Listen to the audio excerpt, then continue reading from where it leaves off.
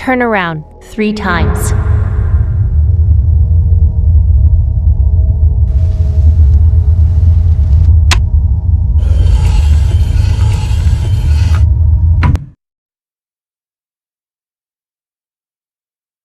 Start shooting.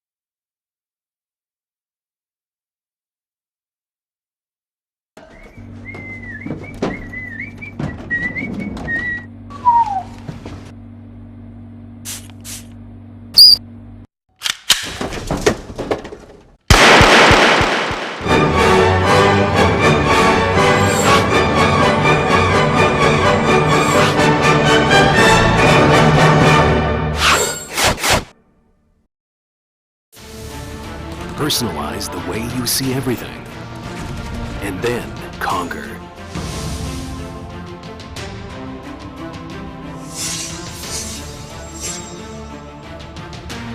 Exclusive Black Equalizer brightens dark scenes without overexposing bright areas.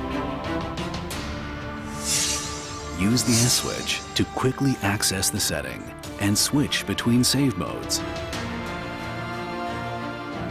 Adjust the angle effortlessly for maximum comfort.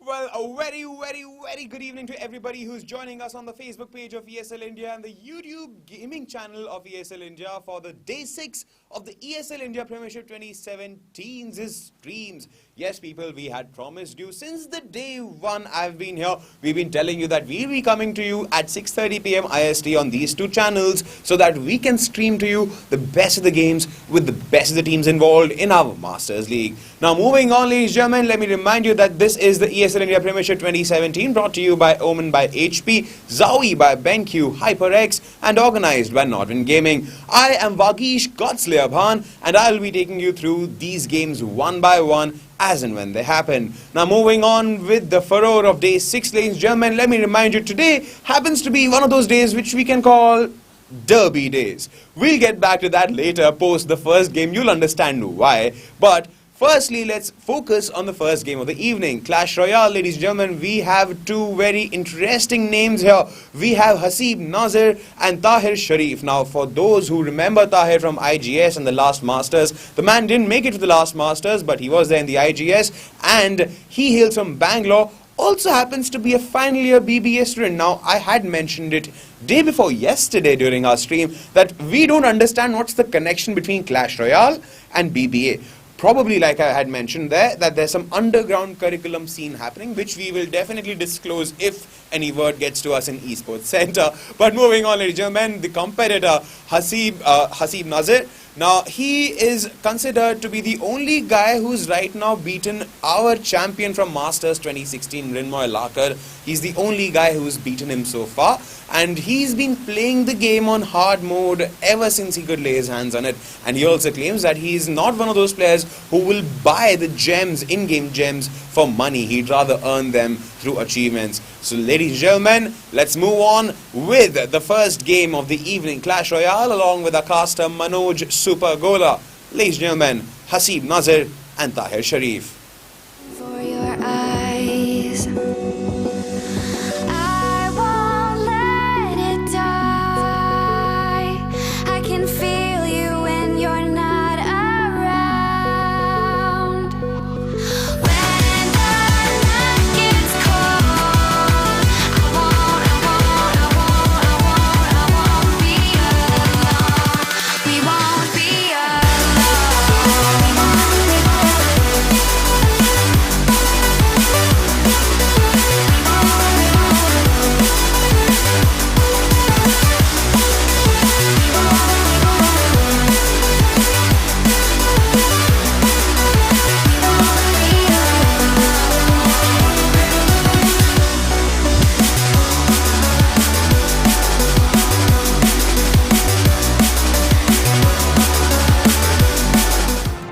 Ladies and gentlemen, welcome back to the ESL India Clash Royale cast, and thank you, Vagesh, for that amazing intro. So today, as he said, we have a very interesting matchup. The only few people to actually beat our current champion, Rin, is in this matchup today. And he starts off with the crossbow that just obliterates both the Ice Spirit as well as the Electro Wizard. And he matches it up with an Inferno Tower which just starts destroying the Golem on impact. The Golem didn't even make it like really past the bridge. It's being pushed back into the river.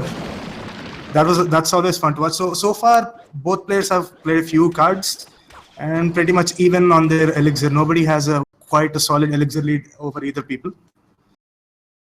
Looks like they're just measuring each other out, waiting to see who's going to reveal the next card. Devil's Twin hasn't really revealed two cards yet, and Haseeb has revealed that he has an elixir character. We would assume so. He has a golem, that means it is a pretty heavy elixir heavy deck, and he needs that extra support of the elixir character. And that crossbow, man, it's just whacking away at the tower with no answer to it. It's gonna bring the tower down. You can already tell it's gonna bring the tower down. Goes below 800 HP, goes below 750 HP. Baby Dragon coming out from Haseeb, just taking pot shots at the tower, not doing much damage really.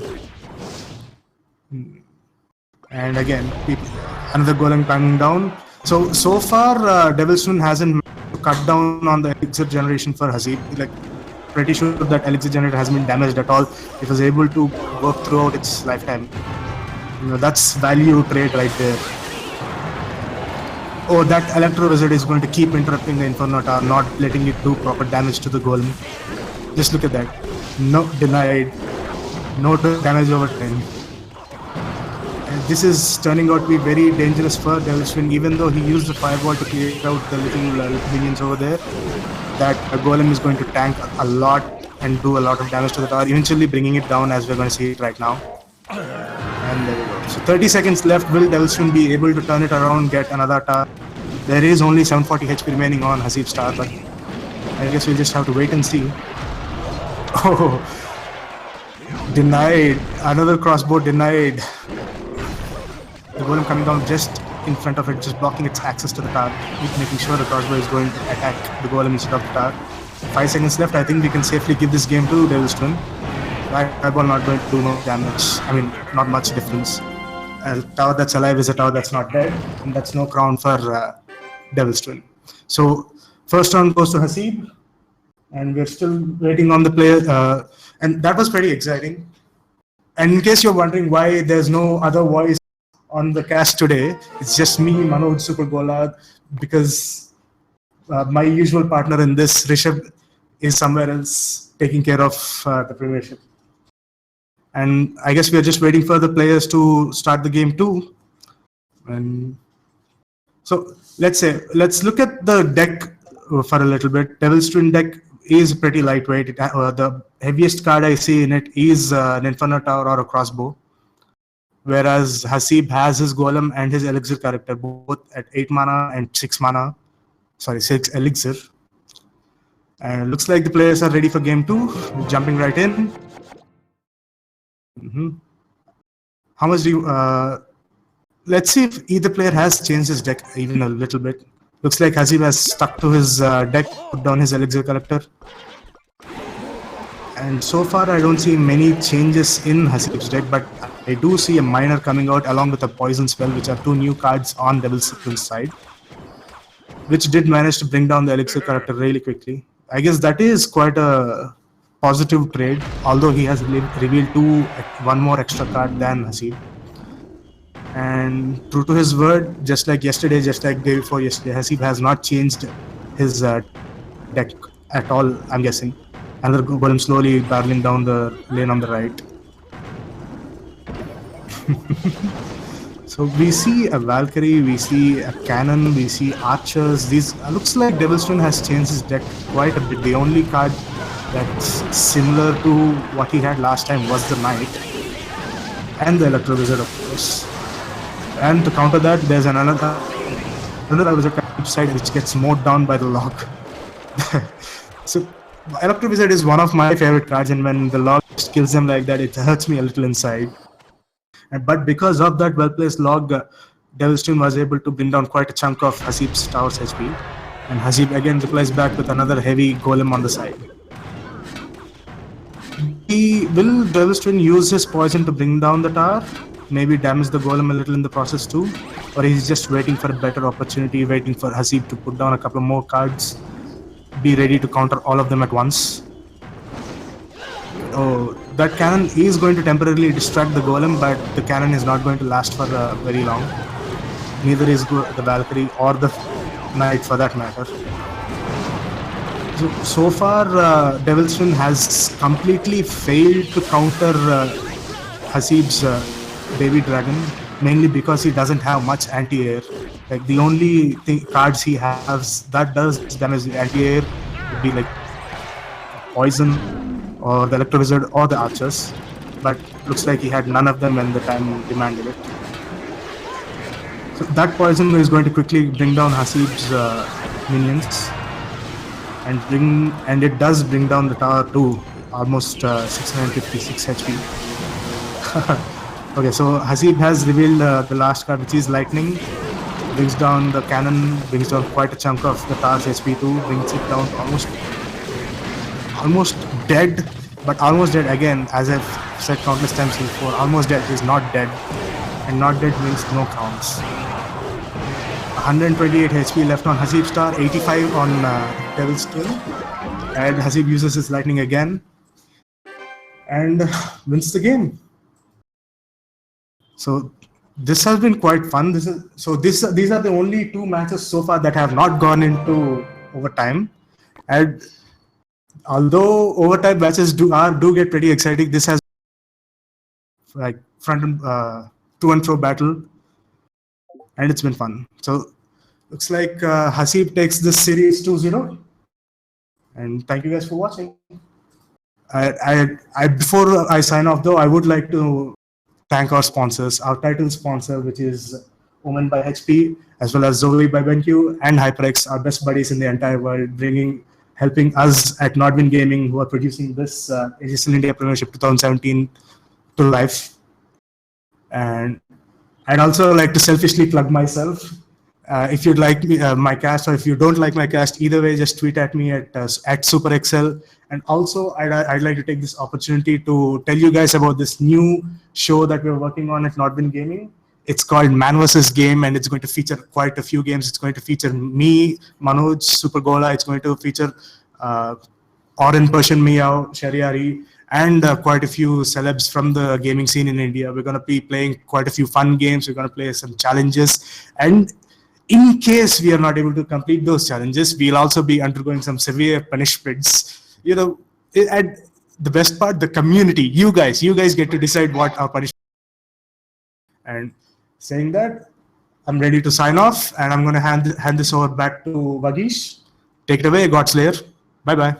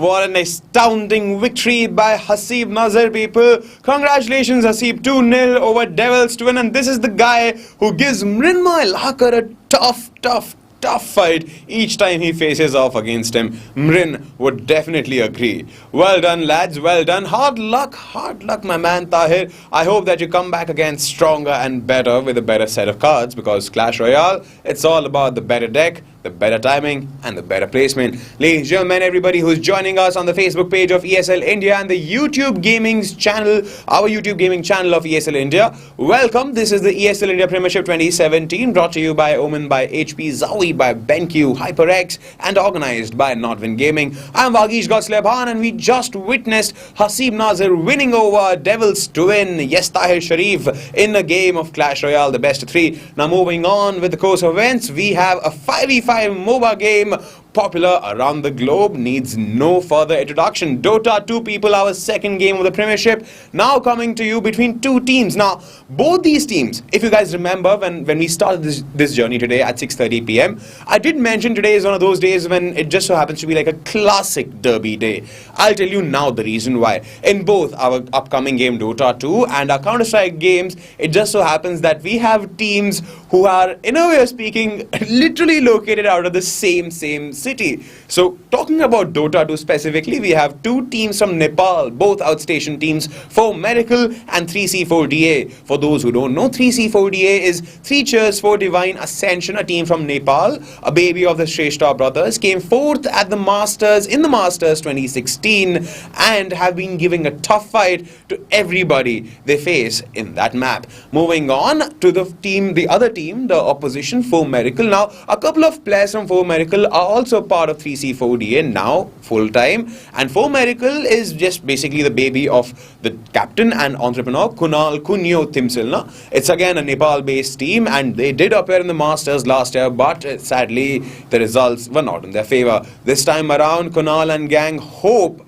to change this fact about their team, and so does 3C4DA, because both of these teams were a part of our Masters last year, and this time they are here to ensure that their team gets recognized as much as they can, giving the best fights wherever possible. So this Dota 2 game is going to be casted by Nishant Cloudix Patel and Vivek Venkatraman, two of the two most popular Dota 2 casters in the country, apart from Gambit, who very rarely is not rarely joining us. So kudos to you also, Gambit. Soon we hope that we get to hear you, but for now it's CloudX and Vivek taking you through the game as and when it happens, ladies and gentlemen. This is Dota 2 in the ESL India Premiership 2017, Day 6. As he watches through the door, a smile pulls in more and more. Wicked thoughts shape wicked ways, while we all crave, when the man yells at his son, when he finds the smoking gun. Don't you worry, little one, for we all crave, we all crave.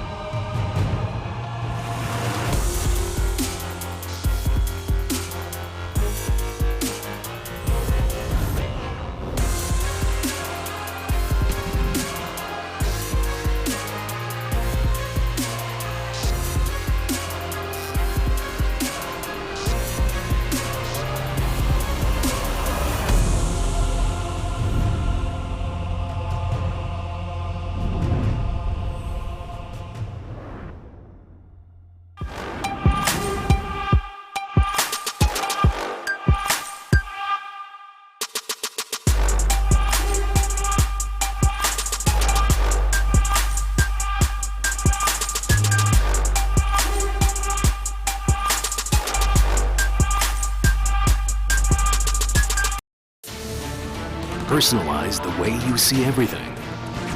And then conquer.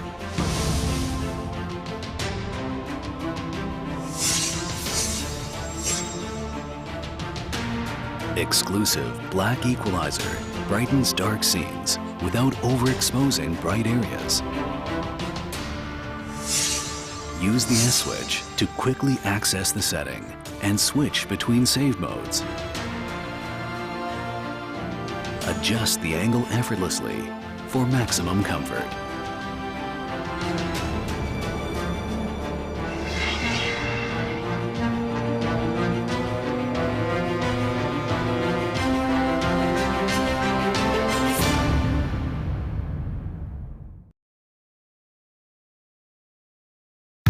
Ladies and gentlemen, once again, welcome back to the live stream for the ESL India Premiership. In case you haven't figured out who the hell I am, I'm CloudX once again, bringing you Vivek from AFK Gaming. We're going to be watching an all Nepalese Dota showdown here between 3C4DA and Premiership Esports. It is a best of one. In case you're uninitiated about the format, it's essentially all BO1s up until the playoffs. The playoffs, I believe, will be BO3s, or there'll be double eliminations BO1s, and yeah. We're going to have 3 such phases going on. Give us a moment, guys. We're just going to reconnect because there's a strange bug in Dota where an admin's mouse seems to be moving around our screen. But Vivek, you've seen these 2 teams play. Who do you think is going to come out on top here? 3C4DA. I think they're the better squad of the 2. I mean, Premiership, definitely no pushovers, but 3C4DA, they've got more finesse. They seem to have better rounded drafts, maybe even mechanically better. All in all, in my opinion, the favorite here. If there is a favorite. From whatever little Nepalese Dota I've seen, I think 3C4DA should pull ahead. Quite comfortably. Yeah, but, I always like these matchups where one team is a bit of an unknown factor. Premiership lost to Stand in 5, right? Was it that was the game you cast? Or was it? Hang on, we have that's what the ESL India website is for, man. Because our memories are so crappy, we can always jump over to the website and check the brackets and the standings. But the last time I remember checking, both the Nepalese teams were on top of the bracket. So the ESL India Premiership was essentially being dominated by Nepali teams. Great stuff, to be honest. I'm quite happy to see teams from around the region giving our boys a run for their money. Absolutely, it's good for us. It's good for them as well. They have tournaments to play outside their country where there's a reasonable prize pool on the line. So I'm really excited that countries from the SAARC region like Bangladesh and even Nepal, they're all participating in these tournaments. So you're right, it was Stand in 5 that took the win over for America. That was on April 30th. And the site even tells us that the end score was 37-23. How accurate. Well done, ESL. And yeah, 3C4DA is at the top. Aggressive 5 is second on the points table, with Entity Esports coming in third. If I'm not mistaken, Entity have played just 1 game up till now. Okay, can we just all that quickly? And yes, Entity. No, they've actually played 2 games, so they're 2-0 right now. I don't know if they got a bye in one of the games, but wait, we can actually confirm that as well. So Entity has taken down Stand in 5 and the Council. Yeah, they played both their games and they won very convincing. Yeah, very convincing victories. 35-10, 36-11. Yeah, their next matchup is scheduled for... Okay, the next matchup hasn't been scheduled yet, but they will be playing sometime in the coming week, I can guarantee you that. Council at the very bottom.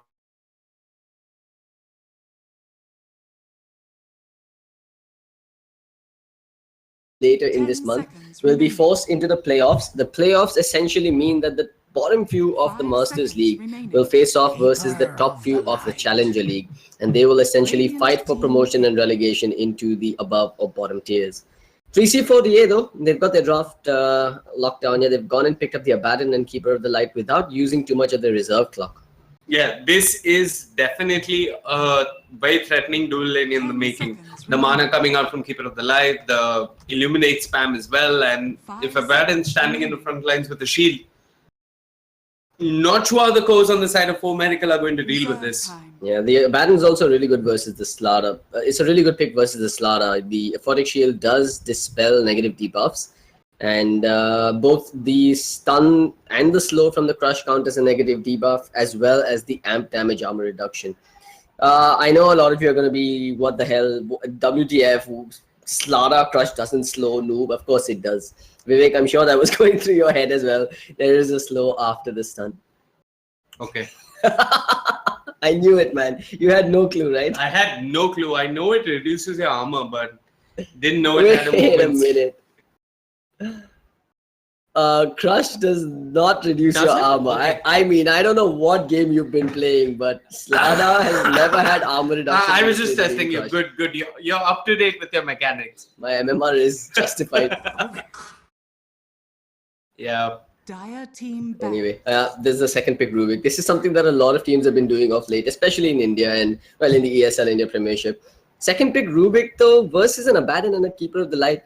Granted, Abaddon's got a lovely set of spells to steer away. If you get the Aphotic Shield in your own hands, it is a very powerful tool indeed. But I don't think it's reason enough to second pick the Rubik when you could have clearly gone for something like a Night Stalker to essentially shut down that Coddle. My read of the pick is, I mean, just like how Earth Spirit Treant and Monkey King are supports which do not give away too much and pretty much fit into any draft, I think Rubik is one of those as well. I mean, he's generally all-time favorite support. I mean, there's nothing wrong with picking a Rubik. I don't think it's a situational support. It's okay as a second pick. Don't give away too much.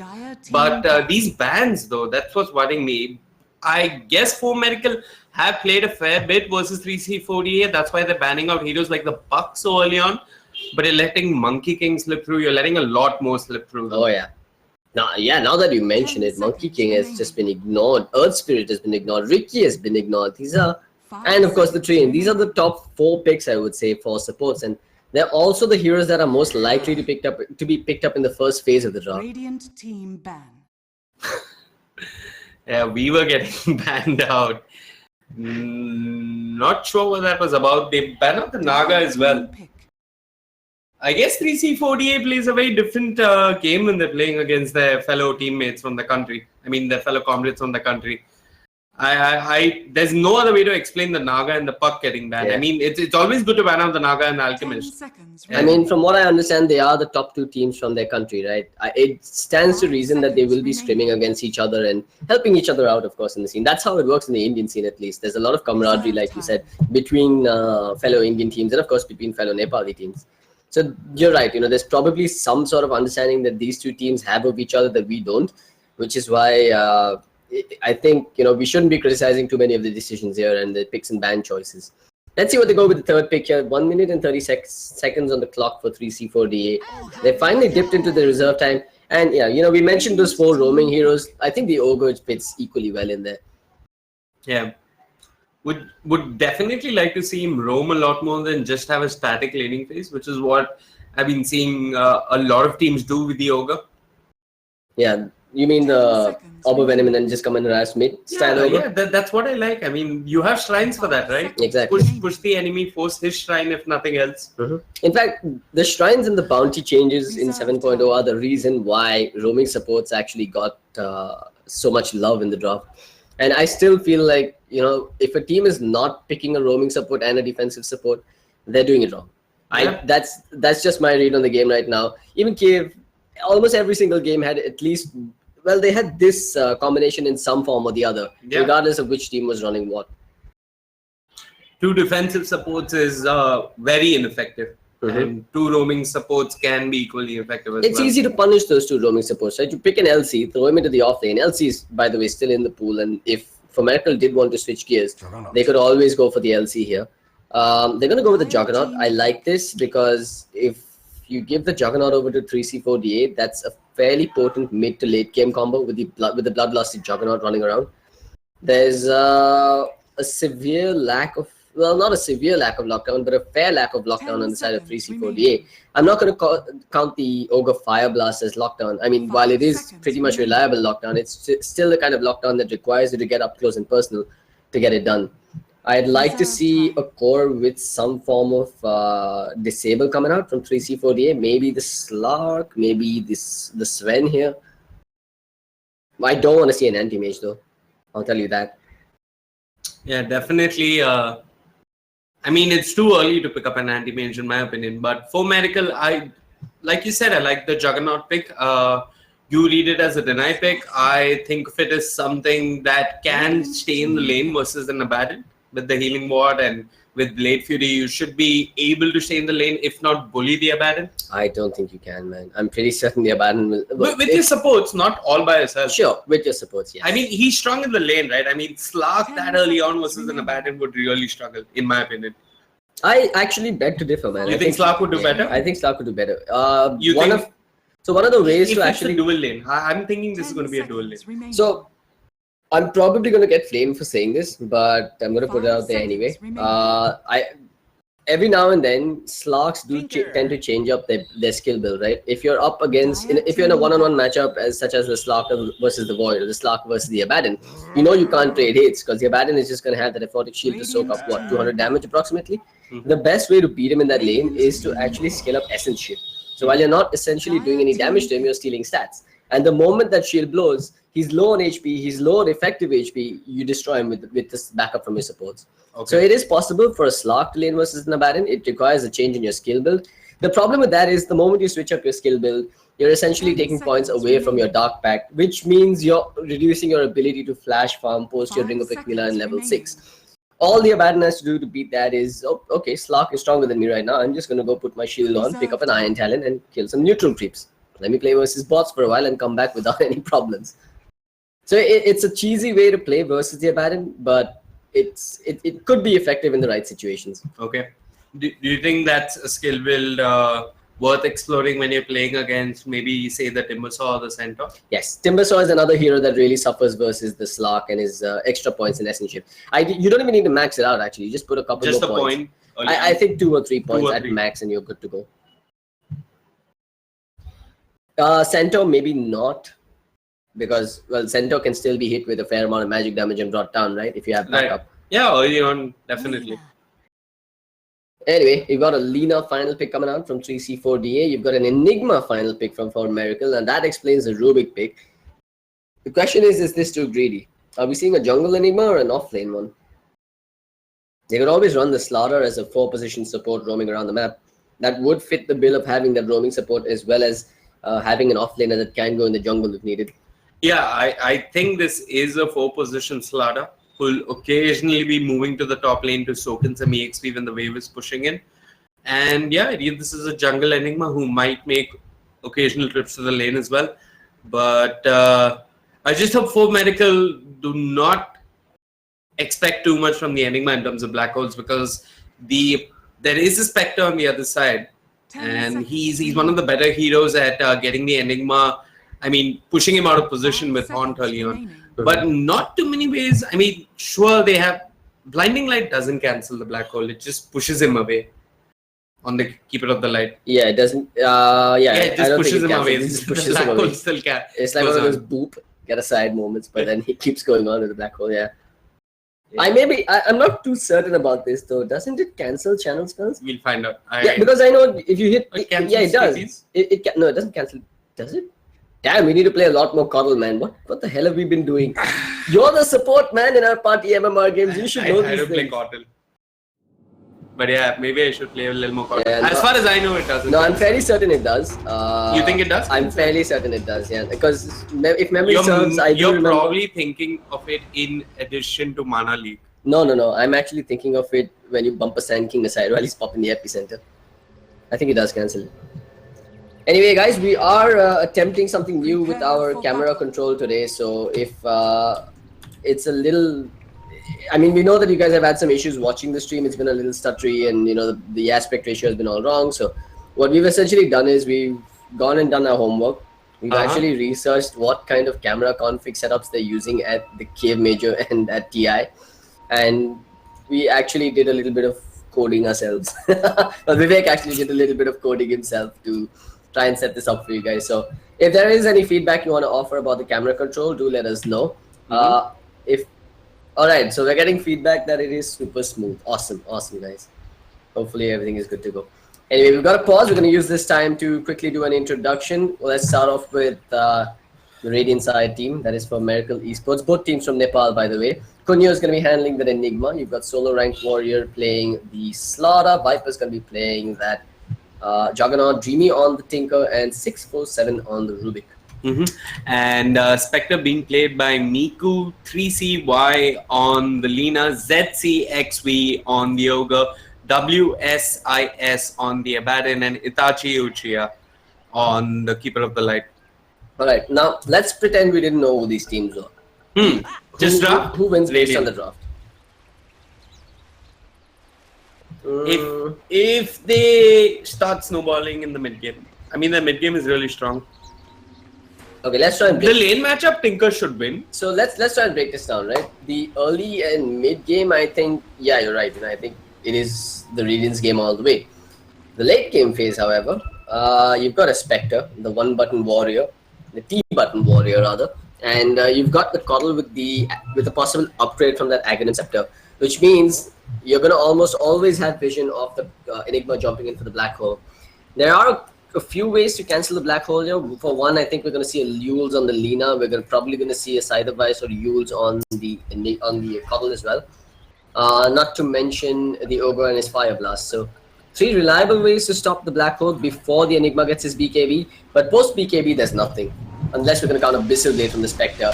Lift, looks like it could be the death of the Coddle, and indeed he will go down. First blood, claimed by for Miracle already. They're looking for more now. ZXCV will waltz away now. Has that Orb of Venom in his stash though.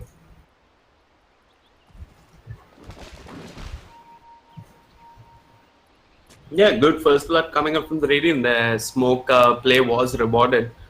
And yeah, Juggernaut has to make the long trip all the way to the bottom lane. It is a kill on the KOTL. It is the rune denied. So not too bad. Look at this. They're actually trying to retake their rune here. And for Miracle knows that they can't stick around any longer. The first blood was unfortunately too early for their own good here. Gave them enough time to respawn and come back to contest it. So it ends up being 2 bounty runes apiece. But with first blood in favor for Miracle. That will give them a slight net worth lead. Who picked up the first blood? It was Dreamy. Yeah, it was Dreamy. Okay. Brings him closer to his bottle. It's actually, man, he's just having a ball of a time here in the early instant game. 400 gold 30 seconds into the game. Bounty, first blood, as well as an observer ward. They have to kill him here, but they know that the ogre is coming in. In fact, there's a slaughter at his back. It could be the ogre that goes down. No, I don't think they can score this kill here, but they're sure as hell going to do a lot of damage upon him and force him to consume his Iron Branch already. There's no Orb of Venom on Solar Rank Warrior though. It is a 4-position slaughter. Yeah. So it looks like most of the heavy lifting in terms of wards and all of that, in terms of vision altogether, is going to be done by the Rubik. Slaughter start out with boots at level 1. And yeah, and here comes ZCXV doing what ogres do best. Walk into the mid lane, throw out an ignite, pop a clarity. Such a pest, man. He is such a pest. I mean, this is what the hero does best, right? And it's disgusting for the enemy mid laner to play against it. We actually missed a kill. Turns out the Abaddon ends up going down at the bottom lane with the Slaughter's rotation. So his second rotation has been successful as well. The first one, he keeps his Tinker alive. The second one, he scores a kill. Meanwhile, Kunio on the top lane, he's now at level 2. And he's going to be able to jump into the jungle. Yeah, but quick look at the last hits. I mean, Spectre keeping pace with the Juggernaut. So nobody really coming out on top. Lina will probably end up farming faster than the Tinker. But this is... What a pest, man. He's doing work here. I'll tell you, this Ogre Magi, if they end up winning this game, he's probably going to be the MVP of the early game at least. Enigma figured he's going to have a free farm time, get into that rhythm where he gets a bounty rune, farms a couple of creeps in the jungle, and then goes back to his tower whenever the creep wave pushes in. But this Ogre is just breaking his rhythm. Meanwhile, Dreamy again gets hit with the Ignite and that Orb of Venom hit. This is painful at the moment. But for Miracle, not really going to be too bothered by that. I mean, Tinker is falling behind really far in terms of CS, but as long as he doesn't die, I think he should be doing okay. The objective here should be to get a quick level 6 on the Enigma and then try and score a kill on the Lina with the Black Hole. Yeah. The thing is, Tinker is leveling up March. March does allow him to move into the jungle and farm around this choke point, sort of.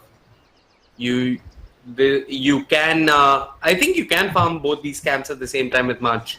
Yeah, you need to pull one creep camp out here, spam the march this direction, and then pull these guys up here while these guys are moving back down. Yeah, so it is doable.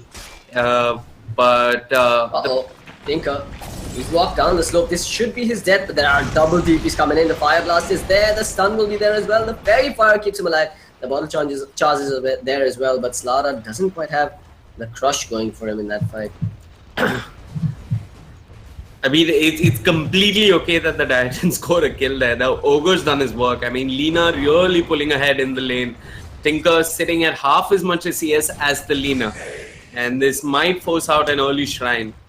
The problem is the Radiant do not have a ward anywhere near the mid lane. And if you're a Radiant mid laner, you can be looped around from either side. Not much vision to work with. Did get the great start though with the early first blood and the bounty rune. But his supports really do need to help him out with some vision. Yeah, it looks like this Tinker could be going down though. He's got to be careful. Is he Yeah, he's lagging behind in terms of level. Yeah, because he's about a level. He's actually more than a level. Okay, he's less than a level behind. But that is one point in the Fiery Soul. If he connects this Light Strike array, that's going to give the Ogre Magi enough time to walk up to him and connect with a follow-up Fire Blast. That Tinker should probably consider ditching that rune altogether. But it's a haste rune, right? It's so tempting when your bottle is empty to just want to walk up there and pick it up. Does he have vision? Nope, he's got no vision of the Lina either. Very likely that he's going to end up dying here. Alright, deep breaths. Let's see if America lose their Tinker. Dreamy is going to take the bait. Take a U-turn, my friend. Oh, he's going for it. There's the Life Strike array. He did pick up the haste in the bottle. Can they stun him long enough? There's the stun once. There's the stun twice. But never mind that. His haste rune allows him to get away. Just not enough damage coming in. And unfortunately for them, the Spectre isn't level 6 yet, so he can't haunt into this. Meanwhile, Enigma going to have a fairly difficult time. They're going to take that Cottle Blast to the face. In fact, losing most of his creeps there.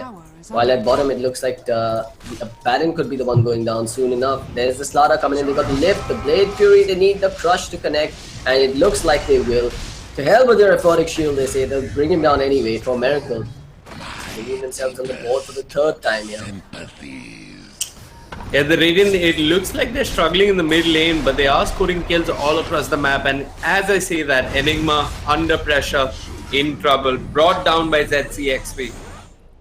That'll be the first kill on the board for 3C4DA. At least they're putting themselves on the board here. They've started to make something happen. They did apply a fair amount of pressure on that Enigma on the top lane, but he's still got a fair bit of CS going his way. Juggernaut. Threatening to kill that Baron there. They're still looking to go for him. They've positioned quite nicely here, but there is a TP coming in from an Ogre Magi. He actually just TP'd to solo Shrine up. I don't say I agree with that. I mean, if he forces Tinker in the mid lane to chew through most of his consumables, that Shrine is completely justified. Just go to the mid lane, make Tinker's life a little more miserable. Because right now, this is the only lane the Dire are winning thoroughly. Tinker sitting at 2,000 net worth, slowly catching up to the Lina, but still struggling. Fire Blast, holds the Tinker in place. The LSA will just connect. And Tinker turns around with a quick laser though. 647 comes in, lifts up the Ogre, throws him behind. He's still body blocking him. Gosh, there's a bubble here as well. So yeah. That was... I mean, I get that you TP'd in to save your ally, but what was the need to try and body block an Ogre after that? There's no way that Tinker was going to kill him anyway. But hey, it looks like for now 3C4DA will be content at picking that up.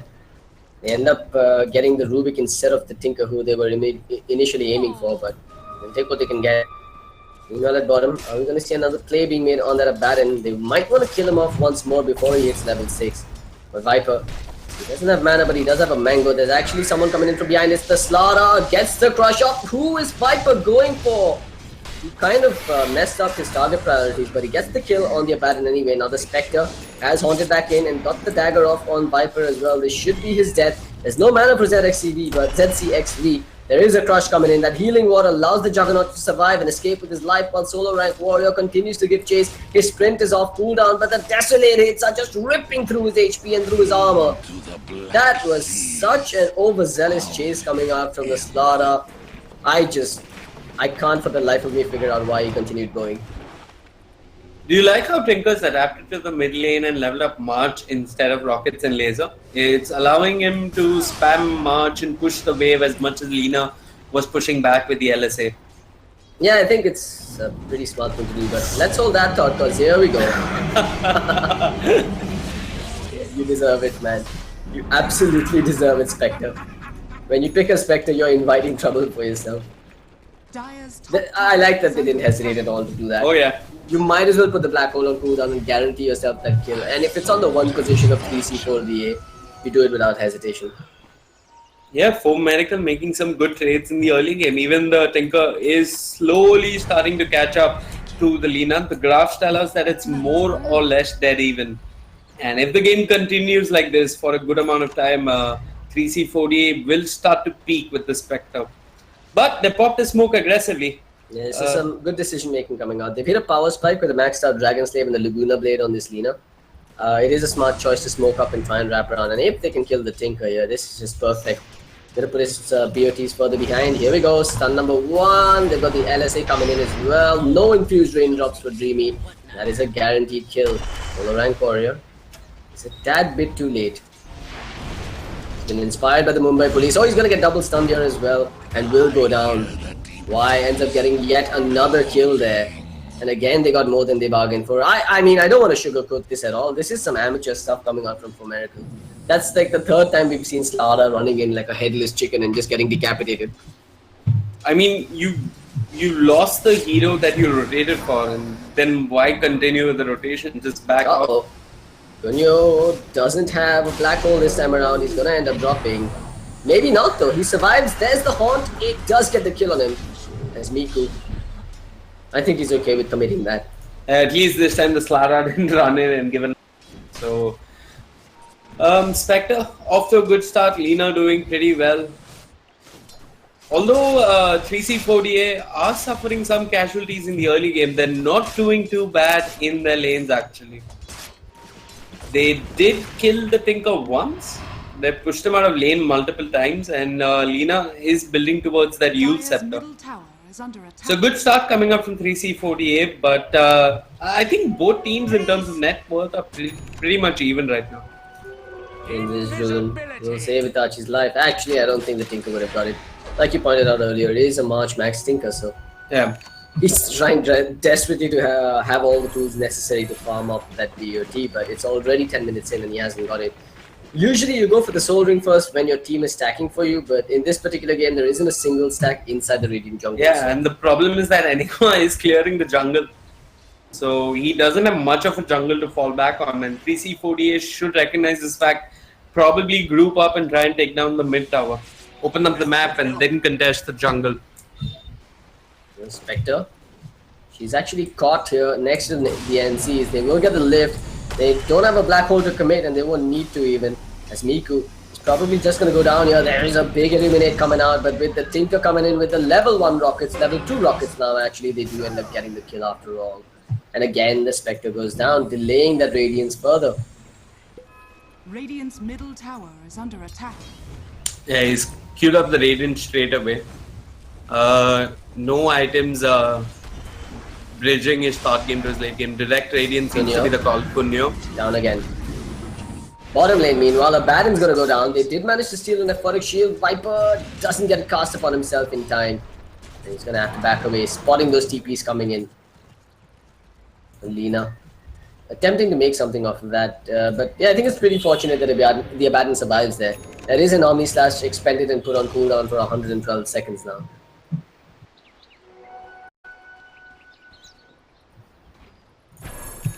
The Tinker's BOT progress, just 600 gold to go now, 650 gold to be precise. Well, Enigma, he did choose to go for the Midas. I mean, he had the Midas queued up, but It looks like he actually went for the arcane boots instead. Another attempted wraparound, perhaps? No, he's just dropping down an observer ward there.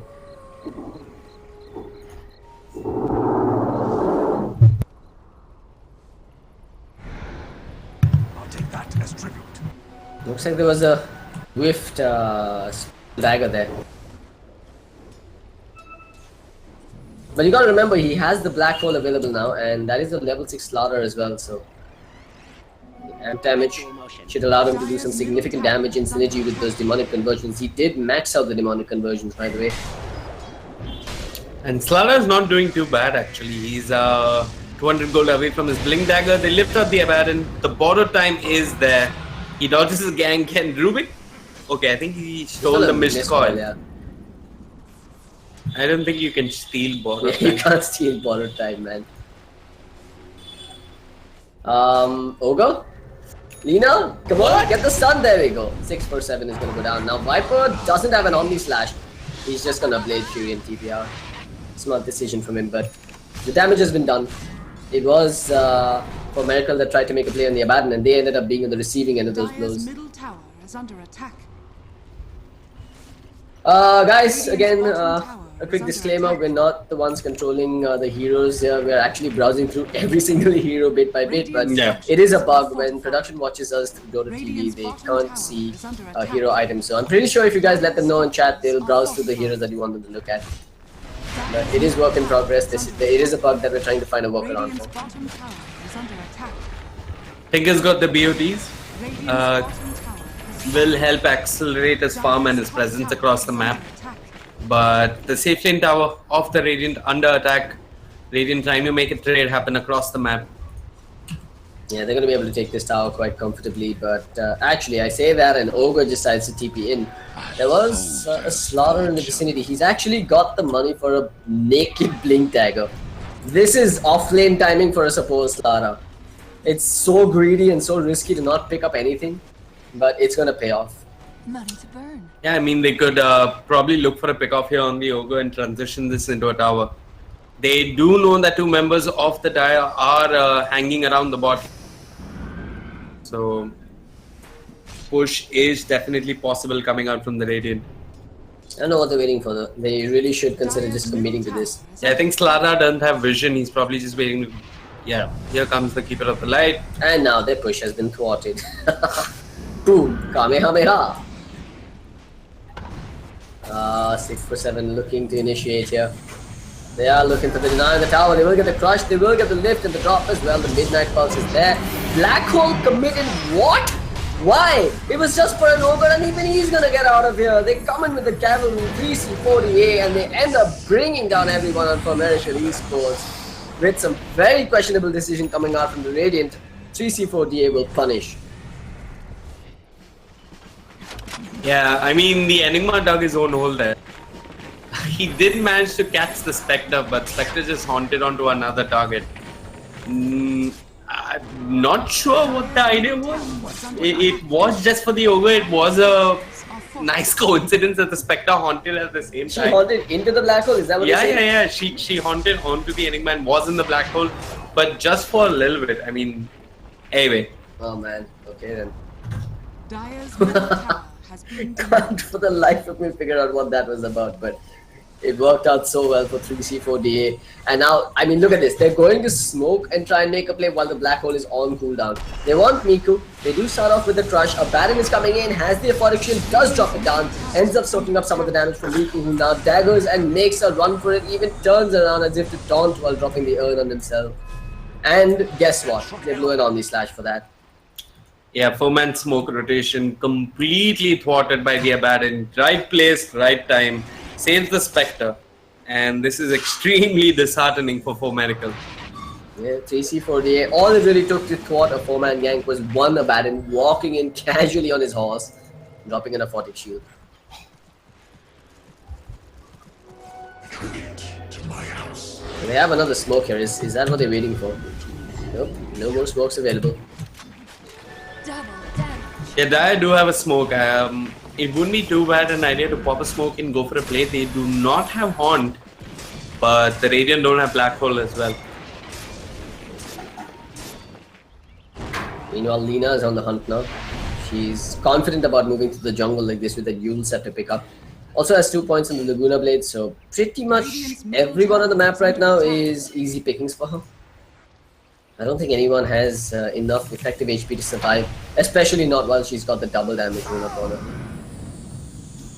Yeah, Rubik's Lara definitely an easy pick for the Lina. Now Spectre is Haunt as well.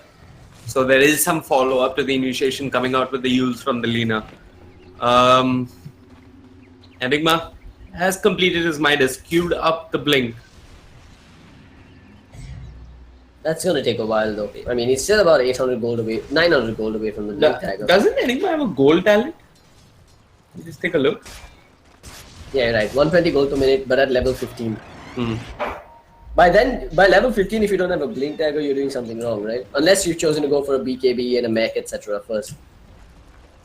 Anyway, smoke time. This time it is 3C48 is going to make a move. And look at how they've left the Spectre elsewhere.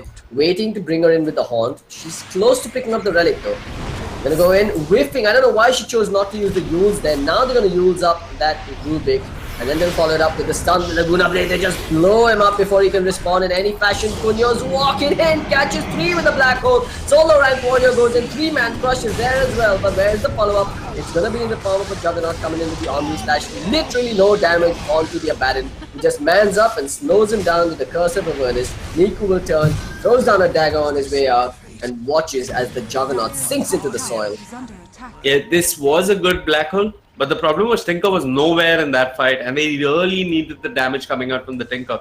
Maybe if he was present, it is possible that the Radiant could have come out on top in that fight.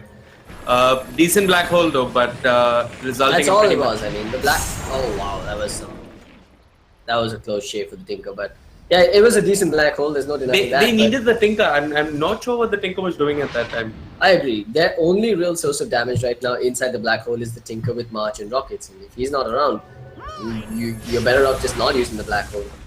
Another close shave there for Miracle as the Abaddon TP's out. He's chosen to go for the Vlads instead of the Solar Crest this game. Yeah, I mean, sometimes they start off with the Vlads, move into the Solar Crest. It's either one or the two to start off with. Curious to see if he goes for the Ags afterwards. I think he should. Yeah. I mean, especially against a lineup that's so AoE heavy with that Enigma, etc. It's the ability to redirect some of the damage onto you, and that is assuming you can get the border time off in time. Relic on the way for the Spectre. I mean, it is a decent timing. She's actually got it. She's picked up the Relic. Yeah.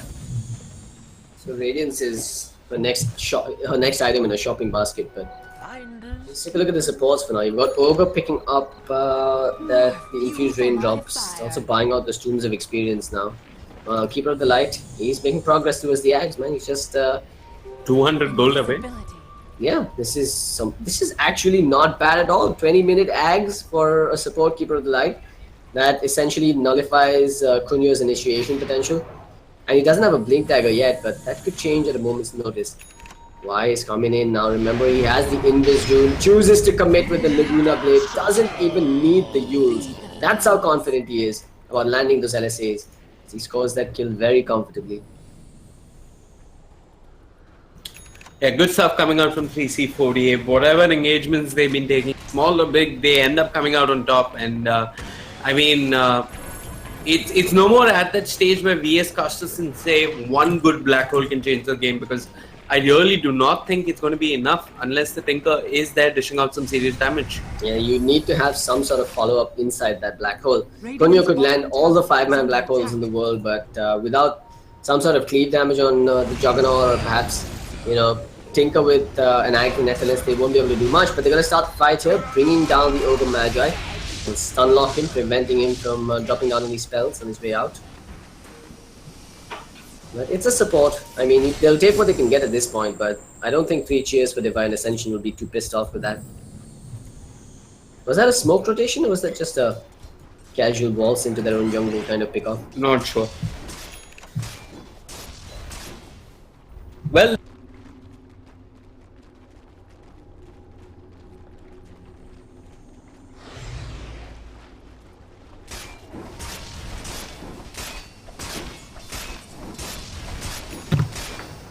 We do have a push coming in now from Kun. See if they're gonna actually be able to make the most of it. I think the Spectre should have. She's actually been recalled to the bottom lane and then healed up with the Chakra magic. While the courier will be flying out, it doesn't have the Radiance recipe. So where is the Radiance? Oh, it does have the Radiance recipe. My bad. It was in the courier's backpack. Just a casual bird carrying a school bag with items.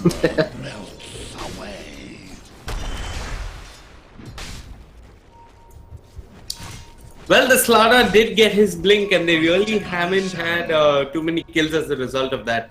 Instead, it's 3C40A who are grouping up looking for kills of their own. They've got the Yules on the Lina. Has she picked? Oh yeah, she's got the Bloodstone as well.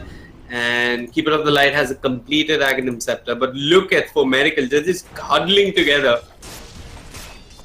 Yeah, they are just scared out of their wits right now. We haven't seen a scan being used just yet, I think. At least not. Okay, looks like there was a scan used from the Dire, but they didn't quite find anyone with it. Now, here's the problem, right? How do you catch the Tinker? Do you consider popping that Haunt and just going in, hoping that he's close enough for the Lina to come in as well? Or do you just wait for the Tinker to come into the fight, or do you wait for someone else to initiate the fight here? Yeah, I mean, that is a question that could be bothering 3C40A. How do they go high ground? Because the Radiant have great high ground defense. The threat of a black hole, the constant Mart spam, rockets as well. They do need some kind of sustenance. Maybe a pipe, a hood, a mech even. It looks like...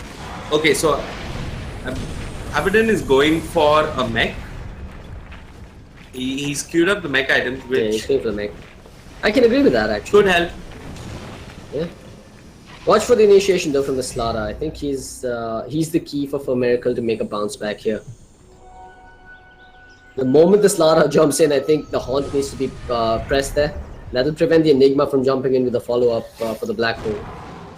But it's really going to boil down to split-second executions here. Let's watch as Solo Rank Warrior prepares to jump in here. We've got Lina sieging the tower bit by bit. We've got... oh, it is daytime though. They have that flying vision. They do see Solo Rank Warrior jumping in. The Black Hole's not committed, and there's the Haunt. Is he going to go on the Enigma after all? He has committed the fray. They will bring down the Slara first. Kunyo, he's taken so much damage and ends up dropping to the Radiance burn. Miku just walks forward, brings himself a double as Tinker drops next. Make it a triple as he brings down the Rubik as well. It's a 4-for-1 exchange. Lina respawns in no time and will join her allies, courtesy the Keeper of the Light recall. Radiant's bottom tower has fallen. Yeah, good stuff coming out from the Spectre there, and also the vision coming out from the Keeper of the Light really made a difference. Enigma did zero in that fight, didn't get the black hole off. And I think when you're playing against a Spectre, you just dive in before Haunt comes out. I mean, what else? Yeah, Try and get the Lina and the Ogre. Again, a pretty decent crush comes out from Solo Rank Warrior, but he doesn't have an Enigma to back him up. They're delaying this as much as they can, but their best is not enough. That tier 3 has taken more than enough damage for 3C48 to say, yeah, let's back off and come and do this again a little later. Middle tower is under attack. Spectre going for the montage style will definitely help with the laser coming out from Tinker.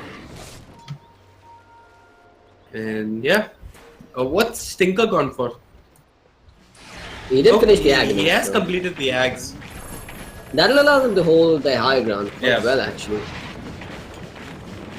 So perhaps it would have been wise for them to actually take this tier 3 before backing away. Because now high ground breaches are going to get harder. They actually need an Abyssal Blade or a Basher on Miku. Because that's really the only way they're going to be able to catch this Tinker eventually. Haunt into reality with... I don't think that's enough. All the Tinker's really got to do is blind and TP out, right? Okay. Double damage. For Miracle.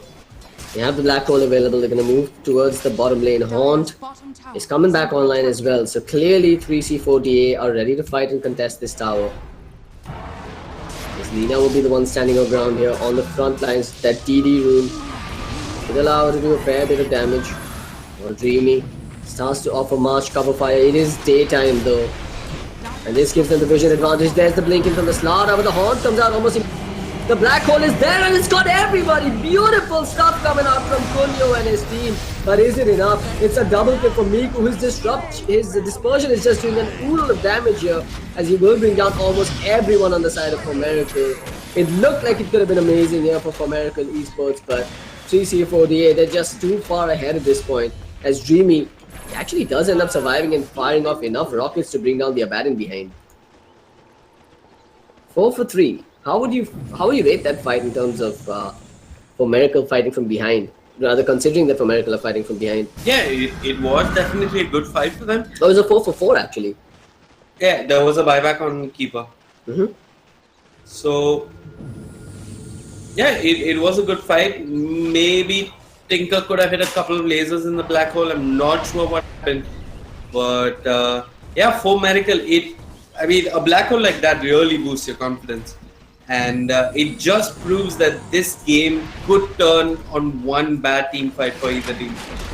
Tinker is getting stronger and stronger. Looks like he's going for the Ghost Scepter. Yeah, this just now, a casual one. I mean, now you definitely need Fusel Blade on Miku. It's not even an option.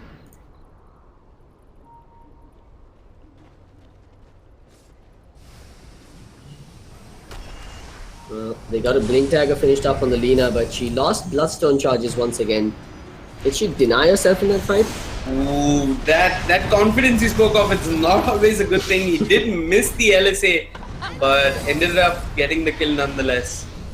Not using the usual setup, but yeah, effective. They get the kill. Roshan is the next big play for both squads here. It looks like the Radiant have a better Rosh taking lineup with the Enigma and the Slada, and maybe even the healing ward coming out of Juggernaut. Terms of vision, ZC, XV, try and get some vision down. Honestly, the map has... There's no vision, man. Yes, I mean, there is that one There's ward. one ward here. That's pretty much the only thing that's providing any sort of vision. This is a sentry ward. So yeah, it is a sentry ward, so it's not going to really be providing any vision over here. They do have another observer ward. Yeah, down ZC, here, XV just dropped those wards. One on that cliff and one on the cliff and one behind the mid tower. Oh, okay, my bad. There's actually an observer behind the sentry there. I got confused for a moment there with the overlapping HUDs. Anyway, let's have a look at Dreamy. He is going back for the Ether Lens now. I'm going to consider finishing the Bloodstone first instead. I mean, his firepower it's no laughing matter anymore. With the Aghanim Scepter, he's going to be able to punch out quite a few rockets, preventing the push from coming in. I think the game plan for 3C4DA is you wait for daytime, take Roshan, and then try and reach high ground again. But look at Miku, he is going for the Abyssal Blade and not the Diffuser Blade. Makes sense, but Tinker is the real cause of concern here for the Dire actually. More so than the Enigma. I mean, Horn can cancel the blink and can buy you some time, but if Tinker is alive and does manage to spam a whole lot of spells, it's not going to be a fun time for 3C40 in team fights. Yeah, absolutely not, man. They need to shut down the Tinker as soon as possible. But now that's going to be harder, right? Team fights are going to get significantly harder with this BKB pickup. They're trying to go in here and look for a pick-off. Solo rank warrior is running forward, hoping that he finds someone in the trees, but no one's there to be found. Arcane Boots and Slaughter. I mean, he is a support, so can't really fault it. He is indeed going for the Lotus Orb next. I do like that item choice. Yeah, it is a good pickup. Alright, 3C4DA, they're feeling confident about this. They do want to try and take a tier 2 tower, but I still feel like Roshan would be the more prudent option. But they don't really have the best Roshan taking lineup. No. Spectre pretty much sucks at taking Roshan. Abaddon does have a Vladimir's offering, but that's about it. Intense game actually. Both sides quite even, I'd like to say. I mean, the goal graph does tell us that it is a lead in favor of 3C48, but going high ground is not going to be easy. Lina caught out of position. They're using the stun coming out from the Enigma. The Haunt is there in the backlines. It looks like Rubik will fall. Enigma pops the BKB, buttons heavy pressed, and a retreat is happening. 1-for-1 exchange. Rubik for the Lina. I mean, Lina has that respawn talent and all, but you don't have to keep flashing it all the time. Has she even taken it? No, she hasn't even Oh, taken she's it. gone for the plus 50 damage. That is so unconventional. I mean, Sumail did that. He never took the respawn talent. But that's not a justification for anything. Yeah, that's absolutely not a justification, man. It's so tempting to pick it up. Why wouldn't you? I mean, especially when you go Bloodstone, you do want that respawn talent, right? Because the Bloodstone complements that. Exactly. Spectre on the chase. No. No, she's just making one. Oh, they are caught him. The chasing her. crush is there. The black hole for good. Is that a black Yeah, hole? it is a- I'm not seeing the animation. They get the kill on. Some It's a- strange buggy black hole there Yeah. because of the terrain animation, I think. But yeah, they got the kill. Who turned up? I think it might have been worth it, but now they are going for Roshan. This is where the plus 50 damage talent is gonna really pay off for Y. It'll help them take Roshan quicker, and with a double damage rune, they don't even need the Spectre to be here. Wham bam, thank you ma'am. Y takes the Aegis and waltz on out of there. She is on the hunt, hoping to find a pick off on 647 or some poor straggler. Oh, she whiffs on the stun here on. Well, she does get the stun, but she gets lifted as well. The Laguna will blow her up. Viper, he's thinking of going in, doesn't quite get the Omni Slash off there. He didn't have it. Ends up being a pick off on the Rubik. And that's all it really is. But we did see the laser refracting onto multiple heroes. That is quite scary to look at in these team fights. Yeah, Lina has picked up a lot of positioning. I think she's got the blink, she's got the shadow blade as well. Oh, speaking of positioning, it's someone from the Tahir horribly out of position. It's the Keeper of the Light with the corrosive haze. That glimmer cape grants him no safety. And for Miracle finding pickoffs whenever they can. Well, we are 33 minutes in, and it looks like For Miracle might just be staging a full-fledged comeback here. One baby step at a time. Another Juggernaut, I still don't see enough firepower coming out from him, man. He's got mobility, he's got survivability with the Blink and the Manta style, but he hits like a little girl at this point. Yeah, I mean, the physical DPS coming out from the Radiant needs to scale as well as the Tinker scaling.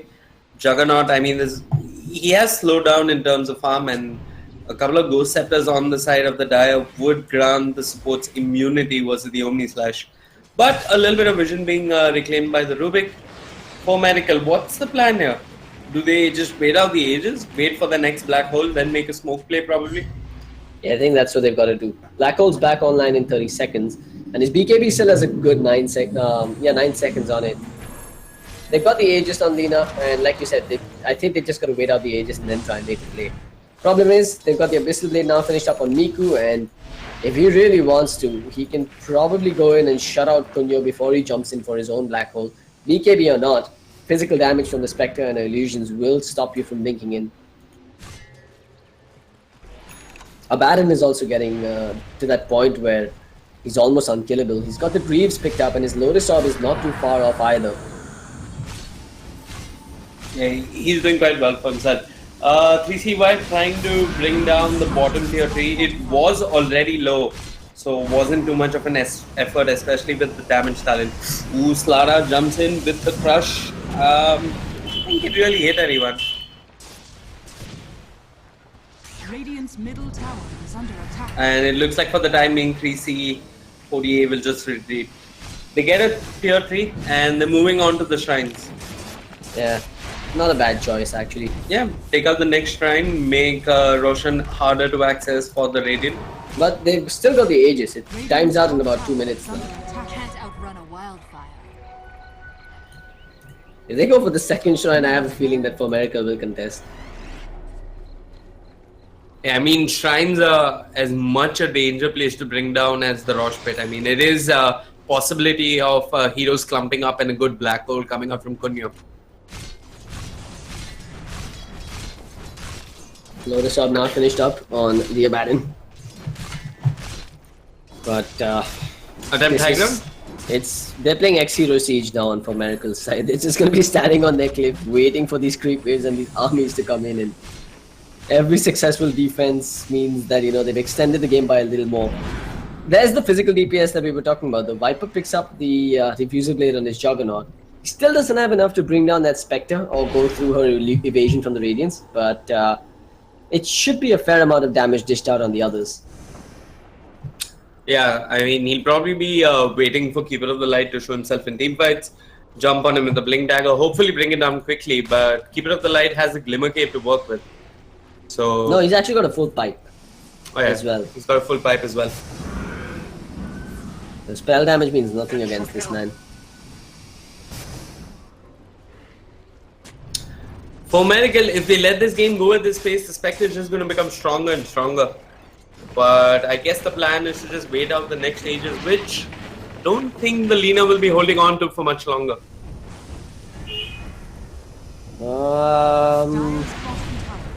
Yeah, I think it's just less than a minute actually to go before the Aegis should be. Yeah, it's almost reclaimed, right about that. Ooh, refresher on the Enigma. It's getting hard. It's looking. I still don't know which one of these two teams is going to win, man. I still want to say it's going to be the Dire because Spectre. Yeah. But because R. Because T. Or T, depending on what you're playing, man. But at the same time, this Refresher Enigma is looking very scary at the moment. Not to mention this Tinker, he's starting to get huge. He's even going for a side device after all of this. And he did finish up the Bloodstone. So every successful team fight means that he comes back with more mana and mana regen to work with.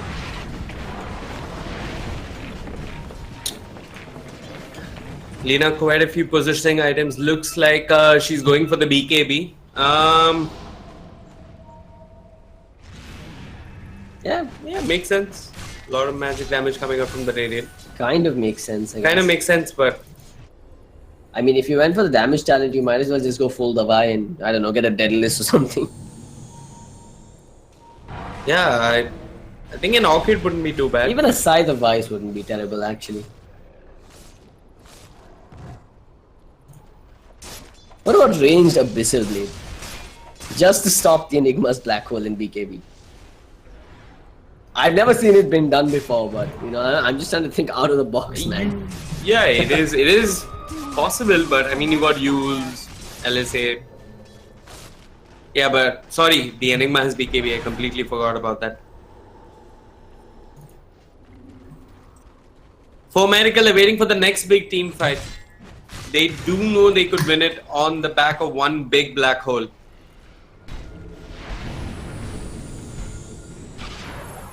Well then, what is the game plan? I think this is the problem with semi-pro teams. They know how to do their early game right, but then they just can't finish the game on time. And the later this game goes, the more implications every single mistake has, which means that one small slip-up could snowball into a bunch of buildings being lost, and it could potentially cost you the entire game. We're at that point where buybacks become really important, and for now it does look like the Spectre and the Tinker, not to mention the Juggernaut as well, do have money for the buybacks. Spectre, more than likely going to get rid of the urn now to pick up something of more value. And it looks like it's going to be the Refresher. Yeah, the Refresher. Radiant's top tower is under attack. Radiant's Tough game for the Rubik though. What has he picked up? Has he picked up any new item? Yeah, that's not going to help you survive versus the Spectre. You bet it isn't. But maybe the entire Glimmer Cape would, to a certain extent at least.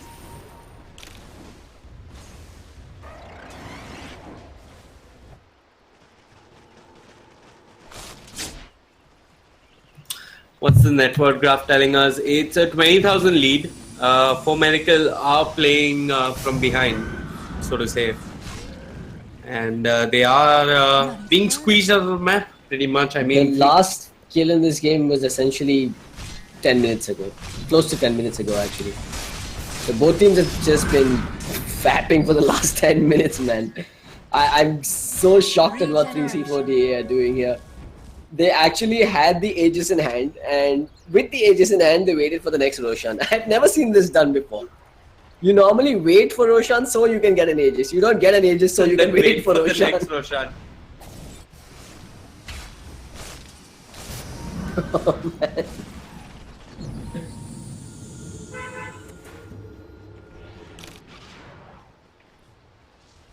Spectre. Quite farmed. I mean, That's what's go time for 3C40A? Go time was 10 minutes ago. Now the new go time is wait for Roshan to respawn, claim the Aegis, and then go again. But at the kind of playstyle that they've displayed here, they're probably gonna pick up the Aegis and wait for the next Roshan again. Sorry, Counter-Strike guys, you're gonna have to wait a little longer.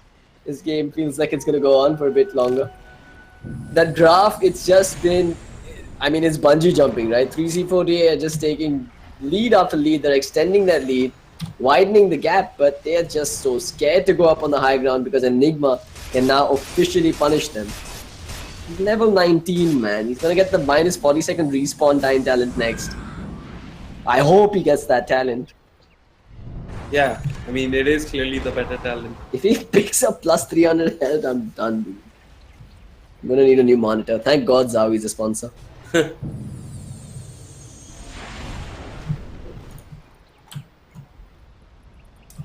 Well, they're just waiting for Roshan. I mean, Ogre's gone AFK in the pit. He's doing what this is as sacrificial as it gets, man. He's doing what no observer ward ever can, providing vision inside the pit.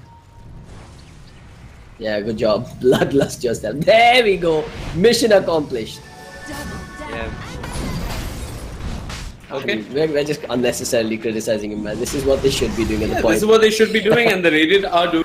They should be doing. Oh, are you serious? A scouting haunt? No, they actually used it to score a kill. So Tinker is down for 30 seconds. My bad. Yeah, Tinker wasn't with them. So Haunt, they get the kill, they pull the Spectre back closer to the ranks, and they do not have a refresher up. So he blew a Haunt for a Tinker kill. Tinker has buyback and is down for 20 seconds. They have an Aegis in the pocket but no Haunt. Now this is when I would really advocate waiting, man. I think this is when Miku says, guys, slow down. Aegis is gonna last us for 5 minutes. My ult cools down in less than 3 or less than 2 minutes.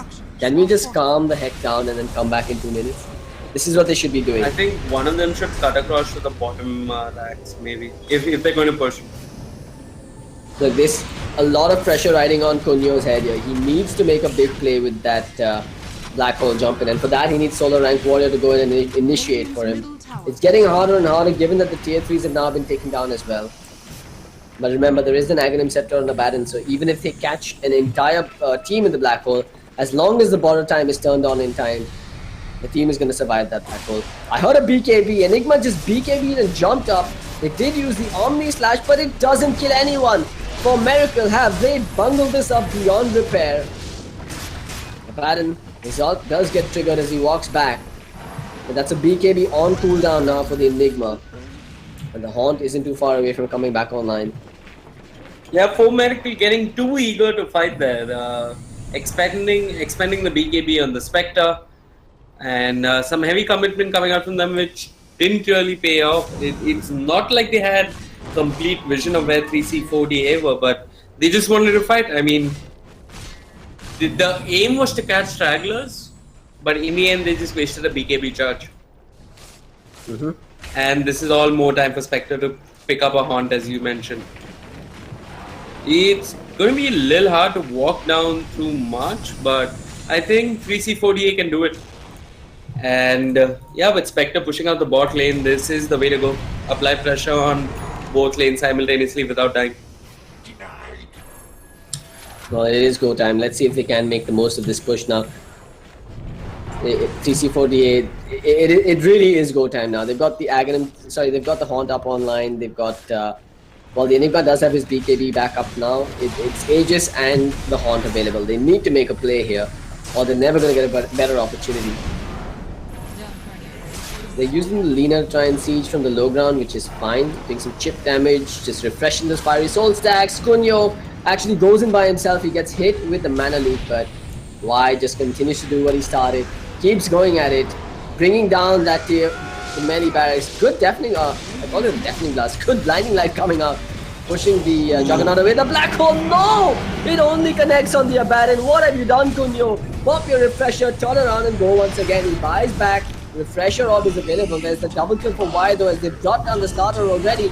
And it looks like they're actually going to end up losing the Enigma as well. He walked out. That's a dieback on him as Spectre went in and finished the job. This looks like it could be all she wrote for American Esports as 3C4DA are going onwards for the second laner barracks without suffering any casualties. Yeah, that black hole rather disheartening. I mean, it was less black hole and more pothole in Sakinaka. But it looks like they did force the Aegis out of Lina. But they've lost 2 lanes of racks. I mean, that was such an anticlimactic black hole. We were hyping it up for all it was worth, but ends up being nothing. Anyway, Viper's doing what he can here, but the Abyssal Blade will stop him in his tracks again. They have the Curse of Avernus to slow him down. The Shrine will keep Viper alive as he runs back to his fountain. Now Cunyo is coming in to show whether he can pull off a better black hole this time around, but it's the use. They've already bailed.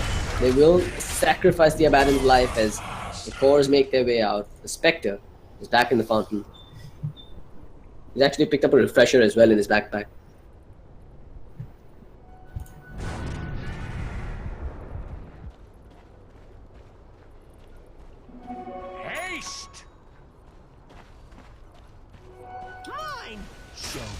Net worth graph. Yeah, there's no point. Can you stop? That's just humiliating at this point.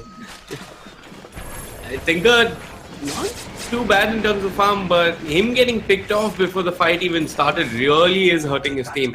I mean, even a 2-man black hole with a BKB, which could be very doable, should set up easy kills for the Tinker and the Juggernaut. I do not think this is completely over for Four Medical. There is a possibility that they can come back into this game. I mean, the goal isn't in their favor.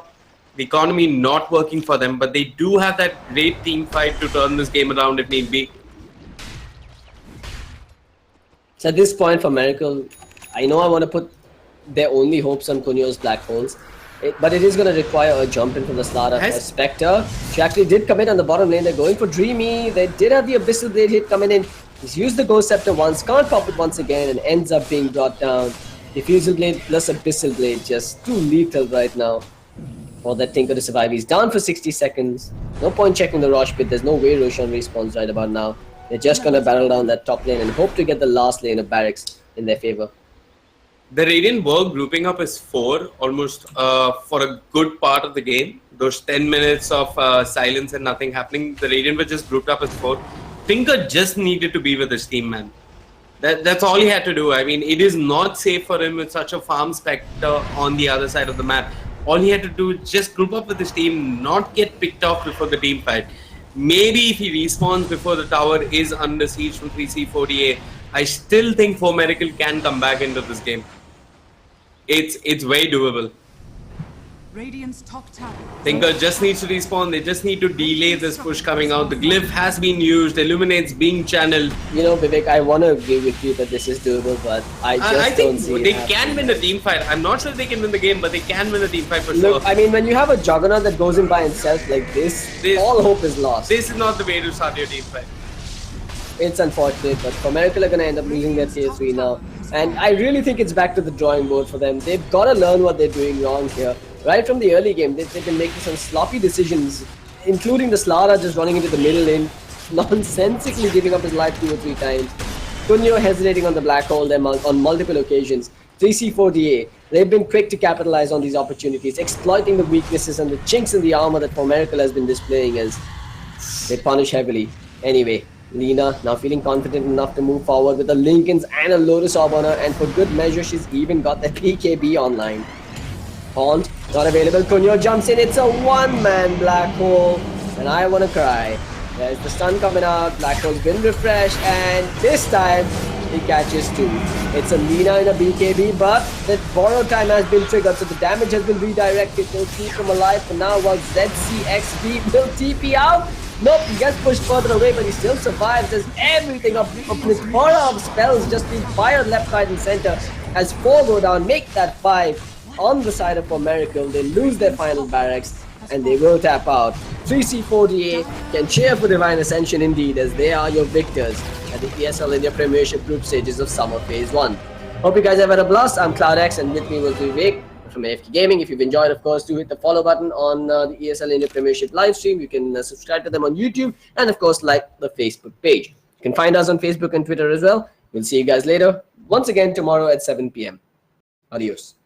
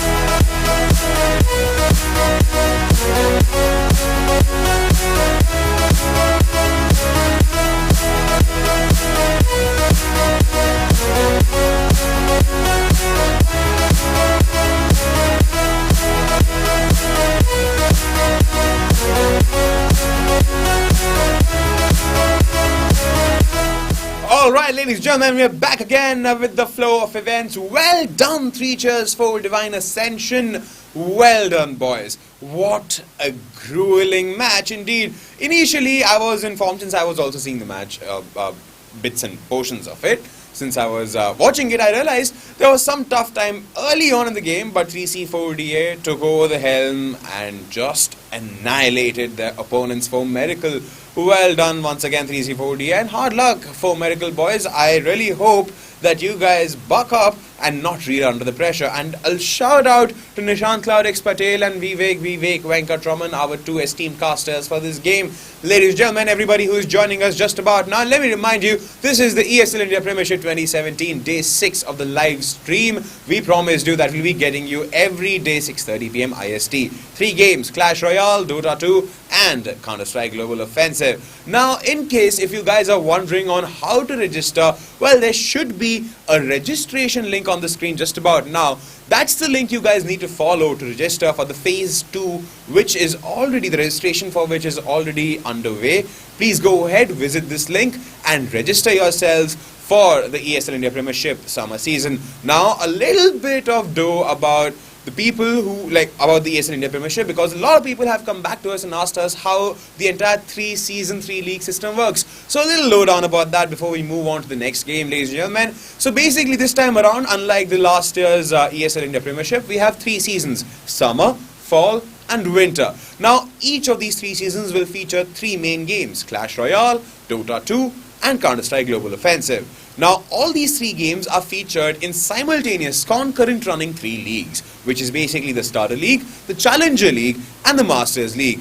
We bring to you every day at 6:30 PM the games from the Masters League. Basically, these are the people who have either won in the previous ESL India Premiership or are the top seeded players or the teams, or have been called on board by invite. Same way, Challenger League are those people who have not made it to the Masters but are striving to achieve that particular destination. Now the registrations usually happen for the Starter League, which is why we showed you that link, the link which you need to go on and register yourself for the phase 2. Remember, there are 3 phases of registration. We've gotten done with phase 1. Phase 2 of registration is on right now for the Starter League for all the 3 games: Clash Royale, Dota 2 and Counter-Strike Global Offensive. So register yourself, because this may be a chance that if you failed to register in the phase 1, this is that one sole chance to redeem yourself and redeem your own conscience to prove that you are the best indeed. Remember, ladies and gentlemen, this time around we work on a promotion relegation basis. So 3 concurrent leagues, let me remind you: Starter League, Challenger League, Masters League. Phase 2 of the Starter League's registration is on right now. Once again, a call that you guys should definitely go ahead and participate.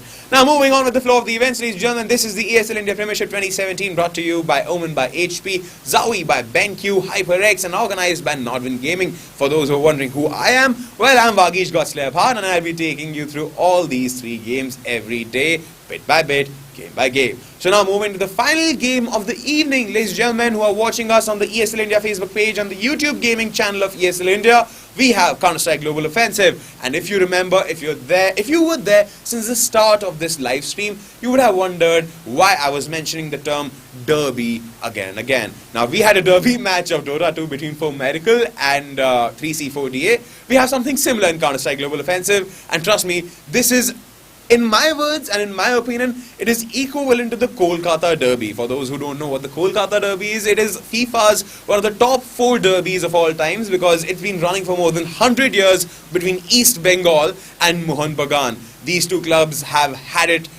been at each other's necks for ages, and now something like that is happening in our own gaming community. Team Brutality versus Entity Esports. Now, Team Brutality hasn't had a good show of events pretty recently. They've got a good lineup, but sadly they have been not able to perform well. Although this team has been there since the 1.6 days, they are one of the most recognized teams of the Indian subcontinent, and they're going to be faced off against Simmer, Satie and gang. Yes, ladies and gentlemen, we're going to have Entity Esports facing off against them. Now, for those who don't know, Entity Esports came second last year in the Masters 2016, lost to Risky Gaming from UAE, but still managed to save face and come back again this year around to claim what should rightfully be their own. So, ladies and gentlemen, we are going to have a very interesting match of Counter-Strike Global Offensive between Team Brutality and Entity Esports, of course, casted by none other than our very own dear Fett.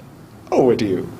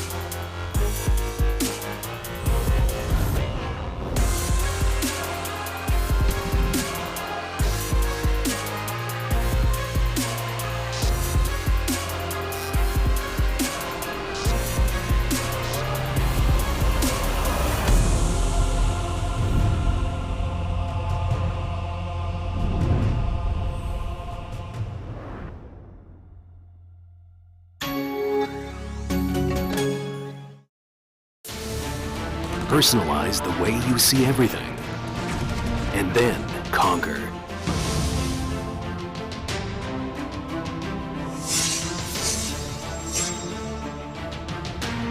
Exclusive black equalizer brightens dark scenes without overexposing bright areas.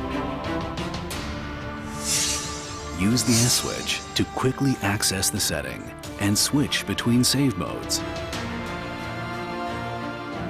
Adjust the angle effortlessly for maximum comfort.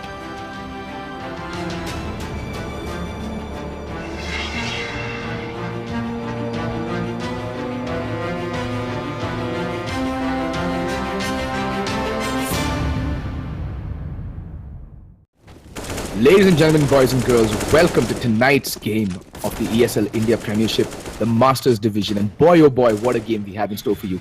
It is between India's two most popular teams, Team Brutality and Team Entity Esports. While on paper, Entity Esports is the superior team, as well as recent performances also lean in their favor. But Team Brutality has been around for donkey's years, and they have some of the most stacked and most popular players in the country. You have Venom, Rix, Juventa, but they are facing off against the likes of Excali, A-Star, Sai, Ace, and Ribby. And joining me today for a dual cast is your one and only Bleh. Wow, that was a nice introduction. All right, so yeah, this is going to be fun. This is going to be pretty fun, if you ask me. Brutality, they've looked very shaky. They've looked very, very shaky. They got the biggest fan base in this entire country, but losing very convincingly to TMG the other day. Like, I mean, they shouldn't lose a team who made up of, basically a bunch of guys who are just playing for fun. That is making me question how how, I don't know, like how strong they're looking in this particular tournament. Once upon a time, like a year and a half back, they would easily been, a top 2, top 3 team. Like a year and a half back, I think they were the best team. They were winning LAN events left, right, and center. But against this team of Excali, Sai, and company, I think they might actually be biting off a little bit more than they can chew. Because look at Entity. They haven't lost a single game yet. The only game they lost was against Risky, which was an overtime in Inferno, primarily due to the fact that they had literally no CT side presence whatsoever. So it's going to be interesting. Brutality, definitely, I would say, would be the underdogs going to this particular matchup. But at the same time, they're a team who can go off. Like Venom can have his day. Juventa can, just it could be this punch master that he can at times. And of course, most importantly, if Rix wakes up, if he starts going ham with it up, it will definitely be a pain in the asses of Entity Esports. So, interesting game, and here we go. We're going live here. Pistol round. CD side, Brutality winning the knife round. Entity on the T side. A-Star, Sai, Excali, Ace, Ribby. A-Star playing against his ex-teammates. So is Sai. And so is Ribby, right? I think all of them have played with Brutality at one point or the other. At least A-Star and Sai for sure. I think like it's a rite of passage into the Indian CS:GO scene. Like, you have to play with Brutality to become, a pro player. Yeah, I think that's the case with Dare to Dream as well, or XMXB. Like many of the younger players, all the young players you see in these teams nowadays, most of them have played with Hellranger at one point or the other. So interesting history behind these two teams. But here we go, Pexer. He's going to be holding towards mid, and aggression coming out of Banana, but Venom is going to find first contact, finds one, not able to get a second kill, as A-Star's going to get the frag onto Venom. Nice trades coming in as the bomb is pushing in, and Pexer in the site makes his way there, taps away, gets a kill, looking for more. A-Star's internally bleeding, and all Pexer has to do is just stay alive, but the bomb hasn't spotted out. Excali will get the trade, though. He gets the kill, 3v3. Now, bomb is going to get planted inside of the side. Juventa has his crosser trained on where Excali is going to peek up. Excali with a CZ, great shot there. And he actually fakes the plant, and now he's going to get the bomb down. An A-Star inside of the pit, 10 HP, but it still takes Woods down to 14 HP. 3v2 now. Retake coming in. I mean, that part was just perfectly played by Entity. Like the initial trades did go the way of Brutality, but at the end of the day there, Excali, my God, what a shot with the CZ there. And there he goes. Sees off the round. Triple kill for him. A-Star with it. Double. Yeah, and all his kills, like really nice shots. I think he picked up the CZ for Venom, if I'm not mistaken. Very much mistaken. So great work there from Excali. That round really looked like I think was inside of the A bomb side. No, I think it was Pexer. Yeah, he got a kill. He almost found A-Star as well. And to be honest, it looked like the round would go the way of Brutality, but Entity, a little too strong. A-Star, especially from the pit. He was, internally bleeding. Still managed to get 2 kills. One of those kills through the smoke as well. So, 1-0 to Entity. It's going to be a force buy coming out, Mac 10, and force buy from Brutality as well. But there's a couple of guys playing for the B bomb side, and it's going to be Juventa and Wooz, and they're going to immediately fall back. They're going for the boost, but they might be a little too late here. And Ace gets taken down, though, the double, the stack there from Wooz. He gets a frag. Excali with the trade. They still know there's a guy playing towards construction, but now the rotation coming in. 4v4 post-plant. This is going to get interesting. Like, what I don't understand as of right now is why would you go to the B bomb site when you're facing off against armor pistols? Like, it's understood that you're going to be facing off against a force buy if you've just won the pistol. The B bomb site affords so much flexibility with these pistols. Like, even if you walk into a B site stack, right? Yep. And it looks like I like what they're doing. Yeah, they're saving. Yeah, save the pistol and armor. No need to give the weaponry.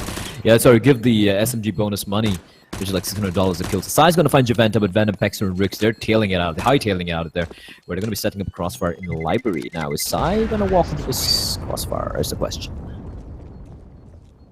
I really doubt it. Like, Sai also knows what's up with, and he's just more than happy to just save his SMG armor, the utility as well. He had quite a bit of utility at the end of that round.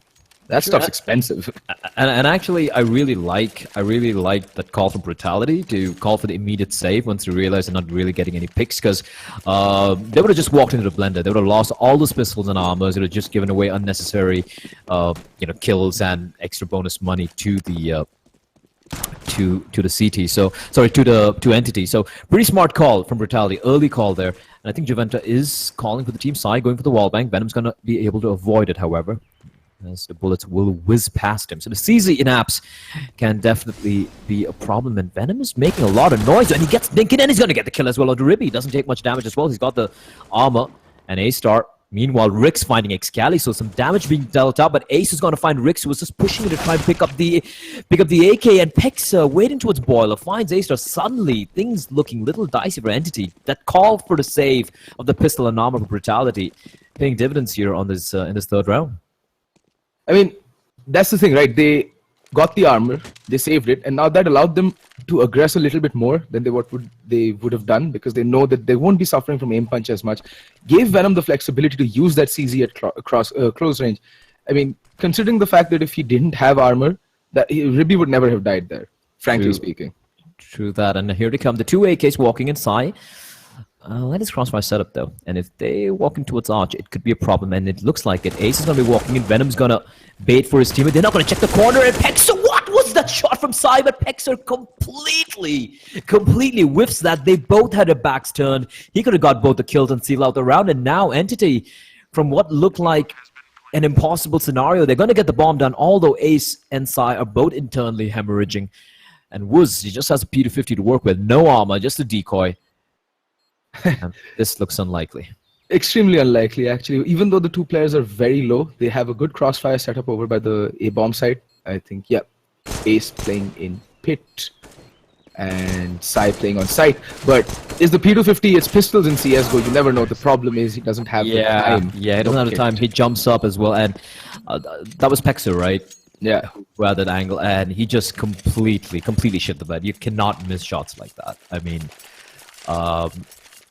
it goes without saying that, like, you know, I mean, yeah, sure, sometimes you whiff stuff, but at that point in time, after Venom baited for you perfectly, you had the UMP, neither were turning around. It was almost like it was in two minds whom to shoot at, and a snapshot from side, taking nothing away from him. That was a nasty headshot, but Brutality with the buy, and for all run, utility will be very sparse. What I don't get from Pexer was that, like, he shot in between the two players, and it's not like they had a ton of HP to work with in the first place, but here's Wooz. Wooz gets the pick, but gets immediately traded out. Pexer, in the meantime, does trade out for him as well. Good trades coming in at the top of Banana, and A-Star to fall to Venom. Wow, they just... I like the timing from Ribby, just pushing out a second. He saw I think the smoke getting taken out, and Rix will go for the trade though, so it's all down to Sai, the Magic Man himself, 1v3. The bomb is dropped over inside the drains, and I don't think, the CTs don't know about this fact yet. So Sai, on a fact-finding mission, he's got a lot of time to work with, but I would have thought he'd probably pick up the C4, because even if he clears out the B bombs, and now he's got to go all the way back to mid, he's got to pick up the bomb, and he's going to toss in a smoke there. Flashbang over in mid. I'm not sure what he's planning here.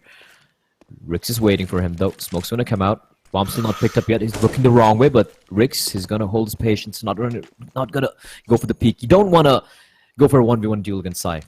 But 40 seconds on the clock, and the CTs, they have an inkling where he is. Juventa, he's holding the line. Sai with a flashbang. He's making a lot of noise as well. You can see the rotation should be coming in any moment right now. Juventa will be calling out, and Sai will be expecting to be waiting right behind him. And Juventa gets to kill Brutality, win the first round here, and they keep 3 guns alive as well. So a pretty solid round overall. I agree. The aggression coming out from Brutality paying dividends over to Banana, those 2 quick trades, I think forcing Entity's hand over by the A-bomb site. I don't think A-Star would have wanted to peek balcony as fast as he did. I think his hand was forced because of the kills going Brutality's way, like, through and through by Banana. True that. And Entity now with here's the thing with Entity's T side, they had a phenomenal T side against Risky Gaming. It's only in the CD side that they kind of dropped the ball, but now forced by Tech9's AKs, Excali with the UMP, and again, they really like doing this. They don't ever aggress Banana early, except for maybe once or twice in an entire half. They try to play it very passively back up on the bottom of Banana, avoiding perhaps a nade stack coming out from Brutality or any aggression from the CTs, right? So they played very safe and slow, and Rix there. Doing a little bit of damage on the side through the smoke. But yeah, they take it so slow. They establish map control. They make Brutality, they make their opponent kind of second-guess themselves, so to speak, right? And I really like what they do. Bexer should be careful there. The Tech9 up close. Nice pop flash though, and this time around he's not going to whiff his shots. And I mean, look at the crossfire setup here over by mid, and they can really bait for one another and get the trades if necessary. I like this setup coming in from Brutality. It looks like they've put in their time on Inferno. I know they've been scrimming a lot on this map, especially against TMG and many other teams. But the fact that they lost to TMG not very long ago, I think it was a couple of days ago that they suffered that loss. And Entity had no trouble with the TMG last night, in fact, on Mirage, which is by far TMG's best map. All the TMG had a very solid T side. Yes. The CD side was just abysmal. But here we go. It's going to be the B play coming in here. Who's going to be waiting right over in Confidence? He's going to be smoked off. Pop flash coming out from him, and that's going to keep them at bay for a few more seconds. They don't have any Molotovs remaining on any of the guys on the B bomb side. But Venom is there, but he's far, far away. Still playing from Library. It's going to be Juventa. Goes for the spray, completely whiffs it. Sai's going to decapitate Woods in the meantime, leading down to a 4v3 on his retake. They have no kits either, so they got to go for this play real quickly. Bomb is going to get planted with 9 seconds remaining on the clock. And now Rix with an M4 trained in a position of new boxes. Sai's been boosted up, but I don't think he will spot out Rix here. But Sai's going to get the shot into Pexa. Pexa should convey the information that, hey, there are 2 guys playing from new box. Rix, though, he's going to get found out by Sai. It's all on the Venom, 1v2, and he's going to find one. And he knows where Sai is. He should know exactly where Sai is. He's going to spot the flashbang coming out as well. And Sai going for the peak. He knows where Venom is. 1v2 here. Venom, if he clutches out, it's going to be spectacular. But Sai, the quad kill for him. And Entity, they rest control the match back. 4-1 will be the scoreline, and Brutality's money is just destroyed. I mean, what a peak from Sai there to dispatch off with Venom at the end of the round. It just, Sai's kills in game. Like, that is why I think last year it was unanimous almost when everyone released their lists of the top 10 Indian players. And Sai was, I think, unanimously. Yeah, I agree. Like, there were many publications and I don't know, websites and whatnot who had their top 10 lists of the Indian players. And I'll be honest, I didn't agree with most of them. I didn't agree with any one of them, to be honest. But one thing I agreed on, and all these publications and sites agreed on, was Sai was by far the best player of the year last year, and that's a fact. Like, there's no debate there. You can have arguments of who's the second best, who's the third, who's the fourth, whatever, but Sai was by far the best, the most consistent. And considering his age, I mean, look, I'll be honest, right? You know me, I've just been disappointed time and time again with Indian teams altogether. But if there's one guy I would put my faith on to carry the flag, so to speak, for Indian CS, it would be Sai. I agree with you. This man's he's an all-rounder. It's not like he's a one-trick pony, like give him the AWP and he'll win you the round. Not like that. He's just as potent with the AWP as he is with any rifle. And there we go. Venom getting dispatched off by Ribby. I think he just thought he could probably catch some people off guard. Yeah. But great. Like, this is the thing. I really liked Entity's T side. Look at that. They got everything covered. Ace dancing around with Juventa and he's going to get the kill as well. 5 on Entity. They don't lose a single man as well. They are so methodical. They have everything covered in the T side. And Risky struggled against this on their CD side. So Brutality, like I said, they have the task cut out for them. This is going to be a struggle to try and string a few rounds together on the CD side. And to be honest, I really liked Rivi's positioning there. He's like, okay, fool me once, okay, but fool me twice, shame on me. Like that's what it went through. He's already been taken down by Venom, pushing down the T-App side, the T-App stairs, and he was like, nope, never happening again. I'm gonna make sure I just hold this angle, be patient, and make sure that you never get the drop on me ever again. Juventa with a deagle. He's trying to feel lucky here. Let's see what he's got. A nade as well. They've invested a few pistols. It is going to be. Let me just take a look here. I think it's going to be a third round loss bonus, and they do have, about $3,000 an average on all the players. So they will be able to buy up the next round. But right now they'll be looking to inflict as much damage as they can. Juventus actually walked all the way to the bottom of Banana, where Ribby's going to find Venom in the meantime. Excali and Ace. They're going to clear out that angle though. Sai's going to find Rix. Are they going to come into B? Excali should be careful. The 1D from Juventa. And now it's a 3v2, making things look a little interesting. And Wooz. Oh, great shot. They're looking for more. Is he going to get the kill? No, Ribby's going to take it down. But Juventa, no armor. Aim punch comes in, and Ribby will have no trouble dispatching of him. However, they do lose 3 guns, although I do believe one of them was, a couple of them are UMPs or SMGs, if I'm not mistaken. No, I think they'd all bought up rifles. Oh, okay, that's quite tragic. But, and because of that, look at that. Like, the money's still not that great. 6-1, and the guy with the most money is Ribby at 5,600. The rest of them are 4K on A-Star, 3,200 on Excali, 2K and 1K on Sign Ace, respectively. Now, Brutality, the double-up setup on Inferno CD side, viable. but they need to go for plays. They can't just keep waiting for Entity to get all the map control they want. You can see the aggression coming out towards Apps. Look at Rix. He's just pushing in here through the flames as well. Okay, taking a little bit of damage. Venom's going to get the first kill, but Ribby's going to take him down. I'm just surprised Rix wasn't there for the trade. I agree. Why was Venom sticking around? But Rix pierces around the corner, finds Ribby, and he will make his escape as well. I thought it finds Sai, and Rix is going to peek inside again. Is a question. Excali made his way there, and he's going to catch Rix with his pants down. Excali finding his way into the side, and he's going to find Juventa as well. Not a great angle for Juventa to take the fight. 3v2 now. Wooz and Pexer, and Pexer has been smoked off. I'm really not liking the very, very delayed rotations coming up from Brutality right about now. And that's what happens, right? If you play so passively, if you get no map control, you're going to be paranoid, right? Like, okay, they've got 2 or 3 guys in A. What if the bomb comes B, correct? There's no map control being established by Brutality, and Wooz realizing that 1v3, there's nothing he can do. He's going to just run away, hold on to his op. And even for Entity, they should try and just not really go for the hunt, in my opinion. The money's still not that great.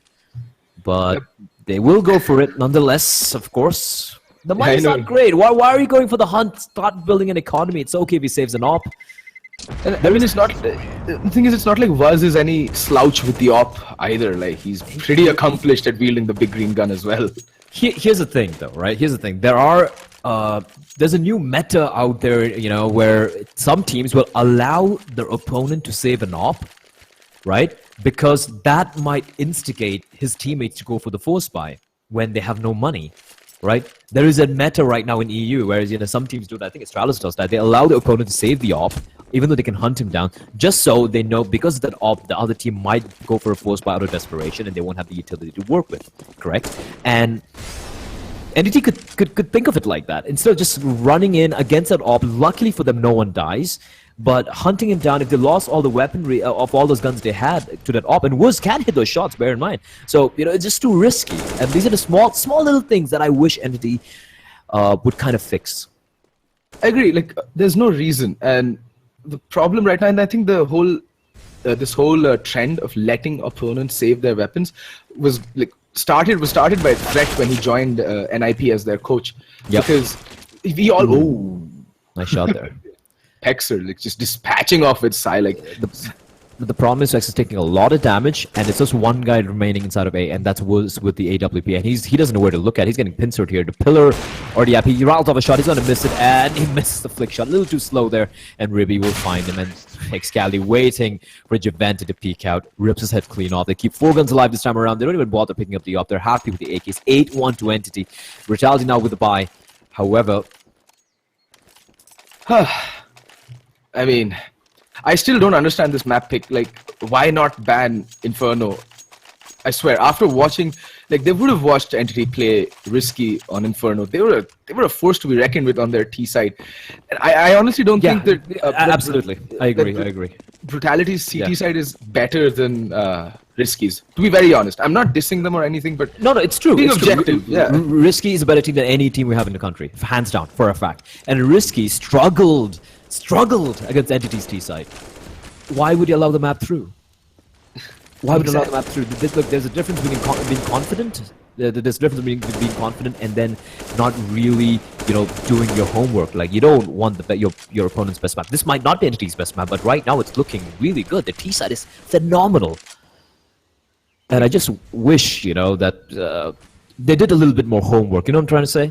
Some of these teams, most of these games, every tournament right now is being played on So Strong, right? So you have all the teams' history, their map picks, their map bans, for what maps they play. And Excali, little reactor. You have all that information to work with. Why don't you use it? You can figure out, just 2 minutes of work, you can figure out, okay, this team really likes this map. Right? They're really good on this map. They got a good win rate on this map. Let's not let them pick it. Let's ban it. Let's make sure it doesn't get, go through. If you don't do that, I'm sorry, you deserve to get destroyed. And I mean, this is one place where which is why I really regard Hell very highly. He will not pug for days on end just so that he can scrim in the proper outlook. For most teams in India, scrimming is about winning. But when it comes to Hell, he's like, no, I have a set few strats that I want to drill into my team, a set few executes. I don't care if I win or lose. It's about those strats, about those executes, about say, getting mid control, getting And, something or the other. Yeah. Speaking of control, A-Star's going to be pushing in. Juventa finds him with the back, though. Wood's going to get killed on Excali as well. It's looking good, but Juventa peeking out wide, but it's very low. He just had to stay alive for as long as possible. And Wood's going for the spray through the smoke. He's not going to get killed. Ribby instead triangulating where he was shooting from through the tracers. And now Rix with the op. I've seen him land some shots, and yes, he will. Finds Ace. Now it's a 2v3, and it's Sai and Ribby. And look at Sai. Look at this flank of Sai, and he's gonna little whiffy shot that Ribby tickled Sai as well. And now it's a 2v2. Rix has to cross a train on Sai, and Pexa is gonna get the kill on the Sai. It's all down on Ribby, the veteran of this team, and Pexa is gonna take him down. Finally, Brutality get another round on board. They're second in 5 rounds, and here's the thing: the 3 guys get taken down. That means the money's still not gonna be good, and if they lose the next round, their money's gonna get reset brutally, pun intended. I agree, and it's not like they have money to begin with either. They lost 3 players. That means the money is already going to be stretched to its breaking point. Everyone's going to have to buy down to the very last vestiges. Like it's literally like at the end of the month when you have to pull out your wallet and literally start shaking it so that maybe a few coins spill out from the depths of that hellhole that is the wallet. They're basically scraping the bottom of the barrel here. Exactly. The money's still pretty decent for Entity, so let's see what they have in store for us. Rix with the AWP. Molotov's not going to be that deep though, but he's trapped in the flames. He's got to take a shot. He routes off a shot, going to miss it. He's going to re-peek out. Yes, he is. He manages to. Oh!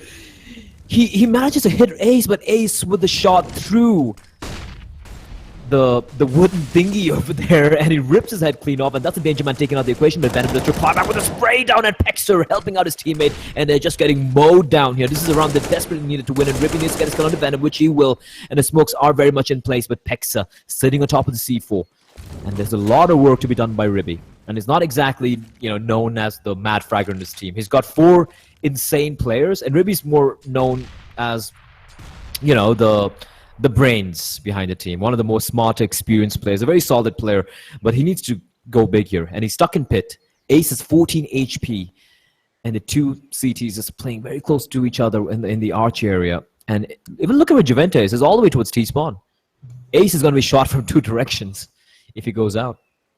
And I really like this setup that Brutality have going on to protect the bomb right now. They somewhat relinquished bomb control, but they're still keeping it within their sights. Oh, what? Ribby had to go for the play. No, he had to go for the play. That's very smart. And now if they double peek together, Woods is going to get taken down, and Ribby does a lot of damage, and Ace is going to get the trade. Now it's a 1v1. And Juventa, Ace doesn't have any idea where he is. 22 seconds on the clock. He's going to get the bomb down, but he's wasting a lot of time clearing out the site. He's finally going to get the bomb down. Juventa, he should hear the bomb getting planted now, and it's all done on Ace. 14 HP against 100 HP in Juventa and an AK-47 of his. And Ace, he's just going to gamble on a random direction here. Juventa is going to walk straight into Ace's crosshair. Yes, he is. But Ace is going to whiff it, and it's going to be Juventa who is going to clutch it out.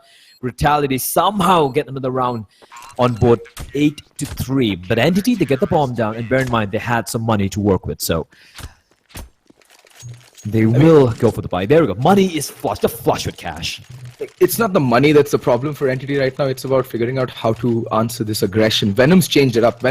So they expect Venom to be playing in apartments, and that push is not coming in at all. And I think they're just getting caught off guard. Brutality's changed something, and Entity need to really figure out what it is they've changed. And I think it's the main thing is that they were playing 3 players over by the B bomb site, and they got the right read. They went towards A, but they just got mauled there by Venom. I like the aggression. You need to go for the aggression, and Rix is feeling adventurous here. You should be careful. Ace is gone. Ooh, he's trapped. He got to make his escape. Oh, and he moves the jump. Gets stuck in that parapet, and Venom's going to fall back as well. So A-Star, you don't want to face this guy head on. I've seen when he used to play for Brutality. Remember that FPS battle game where he single-handedly dispatched off with the entire Entity squad. I think this man had like 40 kills in some 20-odd rounds. Yeah. One thing about A-Star, there can be many things, like many people complain about him switching teams here and there. It's true. He does switch teams too often. Some people talk about, his issues in game and whatnot. But one thing you cannot deny, the guy's individual sheer aim, the peak he has when it comes to pure aim is probably the highest in the country. Forget everything else. Forget, playing as a team, game sense, utility usage, mechanics, whatever. But just pure aim-wise, he can be unplayable. Like, he can literally be this unplayable monster. In the meantime, however, it's going to come down to Rix. Oh, he gets a collateral Excali inside, both to fall, and Rix is going to look for more is the question. Ribby's trying to hunt him down, he's completely blinded, and he will hide behind a pillar, but they know where he is, and the flick shots are going to come in. Now it's a 2v2. Pexer just spraying through the smoke. It's going to take some damage through the Molotov as well. It's going to come down to Venom here. He's got a kit, he's got the M4, and it's going to somehow bail his team out of this 2v2 somehow. I really like that aggressive play coming out from Rix. That is what playmakers do. He knew that if he fell back to side, he's going to get overwhelmed with the utility, the flash, the smokes, and everything. So he took an aggressive angle. Entity were not expecting it, and he just took down 2 players with 1 shot. That's Venom very safe. He's going to spot Ribby, spots out Ace. He's going to get taken down, and Pexer is going to find Ribby. And they got a kit on Venom to go for the defuse. They were very patient with that retake. I liked it. They took the sweet time, slowly walked in, and they bided the time. They didn't have to panic and push in. It was a 2v2. And in the end, Entity unable to hold on to that plant. They can still buy, though. The money is absolutely ridiculous. Yeah. And if they keep getting plants, already their loss bonus is building up. They'll be on the 4th round loss bonus, but it is Entity. I wouldn't ever expect them to rely on loss bonus per se. No, even in the losers round, if they get the bomb down, it's on the 4th loss bonus, and they can still buy up. So that's a problem. They can keep buying up, and Brutality's money, on the other hand, I don't think it's that great. They keep losing so many players in the rounds they win. So if you take a look at the money, yep, they don't have money. If they lose this round, they're going to get reset immediately. But Rix, in the meantime, with that op of his, he's going to make it sing. He's going to find A-Star. Trying to just get running into each other's path. And just trying to do JW things, and he managed to pull it off. That's one thing I like. I saw a couple of teams trying to do that, trying to push into apps with the op, but there's no one to trade for him. At least Brutality are getting that, right. Because you would expect a team of Brutality's caliber to get that right? Like, they've been playing for so long. At least they will have the basics drilled into the very essence of their beings, not just... You would expect so, but sometimes both these teams, considering how long they've been playing together, the basics sometimes are missing. And that's the thing. It's not like they're consistently missing. They're consistently not having any basics. I'd be like, yeah, these guys suck. But there are times when they play really, really good. Yes, and at times in the same game where they just shit the bed. They just forget about the basics of Counter-Strike. It's so inconsistent, and that's a problem. The only player, let me tell you this, the only 2 players in this entire, all the 10 players in the server who consistently try and play good Counter-Strike individually again, because to play it as a team, you need all 5 players to work together. It's going to be Ace and Sai. Great trader from Pexer. He's going to find one, but Sai is going to go for the trade. Venom, meanwhile, unable to make it work. And Rix is going to win the duel. Yes, he is, with the USB, and Sai is so very low, but so is Rix. And the AK can do work. He's going to go for the wallbang, but he runs out of bullets. He's going to go with the Glock. He's going to find a killer to Rix, but it's all done at Sai. 1v3. Nothing he can do, and Wuz is there to deliver his team from the dangerous paws of Sai. I didn't know where I was going with that. 8-5 for Brutality. They have finally strung a few rounds together here. 4 rounds to be precise.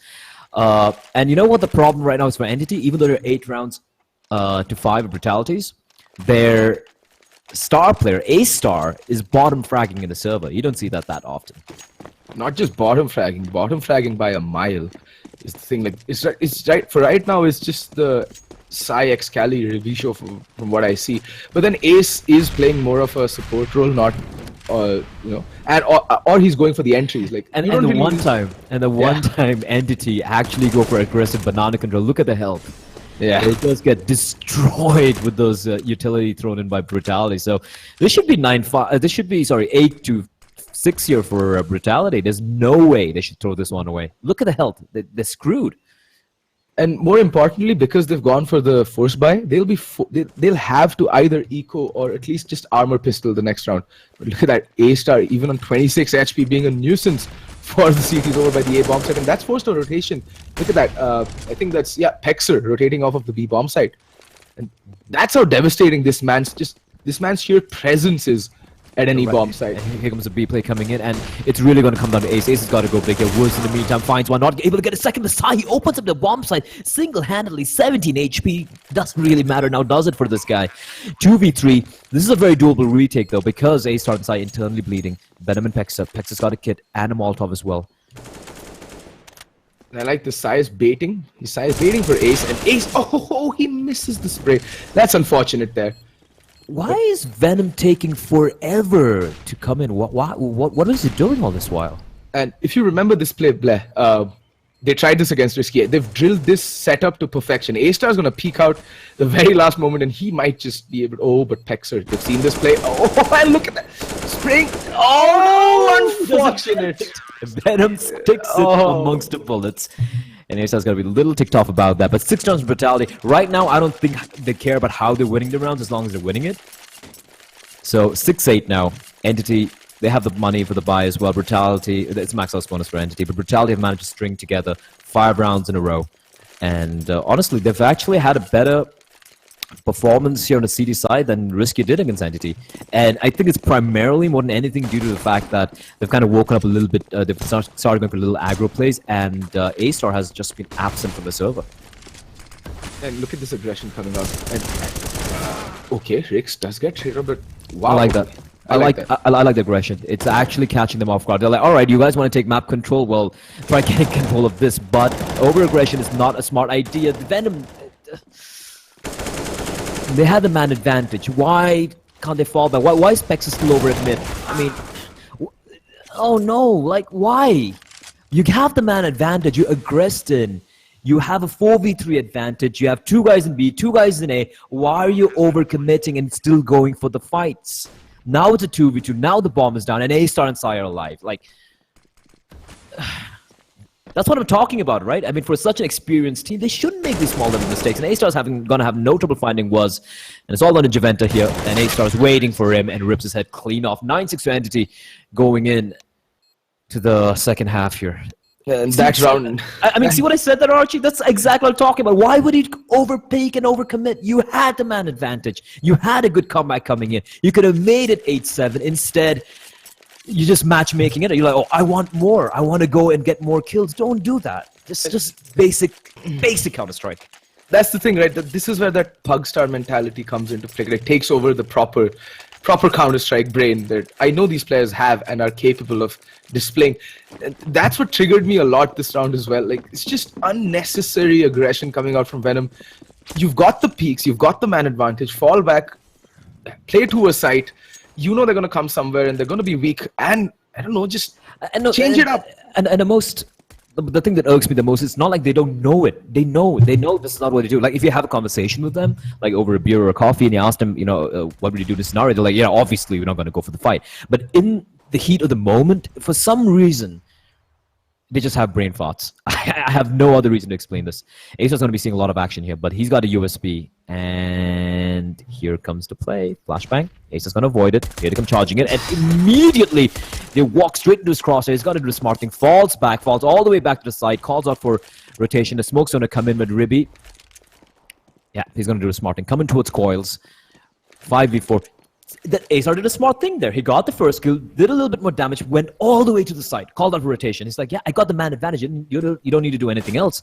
And Ribby's now playing for its coils. He's got a flashbang as well. He's going to peek with it. And A-Star, meanwhile, taking heads, asking no questions. The headhunter is in the house. And is he going to look for more is the question. Tapping away, not going to find more as Javenta's going to take him down. But Woods on 1 HP and Javenta on 52. This is going to be a tough task indeed to hold on to this bomb site. I mean, he's already out of the round, and down goes Juventa. 1v3, 1 HP, let's go, Wuz. Let's see what you got. He got nothing, Sai's going to take him down, and that is going to be the round. A-Star and Ribby played that to perfection, and A-Star was just insane with that USB. He did his job, right? Do the damage, get a few kills, make sure they bleed when they come into the bomb site, and the retake was easy peasy. Like, Entity they didn't take a single point of damage on the retake. 10-6 now for Entity, a much better CD side pistol coming out from them compared to what they did against Risky. And oh god, that Risky pistol was... I wouldn't blame Brutality for this. It was just A-Star playing Banana perfectly. Absolutely perfectly. He played the anti-flash. They had a flashbang when they came in, but he avoided the flashbang, peeked out perfectly, boop, one tap, goes inside, boop, another one tap, peeks out again, another one tap, and boom, they're gone. It's done with. They had a pretty good idea in mind. It just didn't work out. And that was all they saw, basically. And this is what I like to see as well. I'm pretty sure they went over their, Risky Gaming demo from how they played it, and I like seeing that they've changed things up. If you notice, they were playing 3B initially, and then one player peeled off, just to try and get against the... Oh, Great pop flash, Sai, I don't think he expected that. A gangbang at mid, and A-Star would no need to really take that fight, but he will find one before he falls back. But this guy's still alive, and Excali, and he's being very smart here.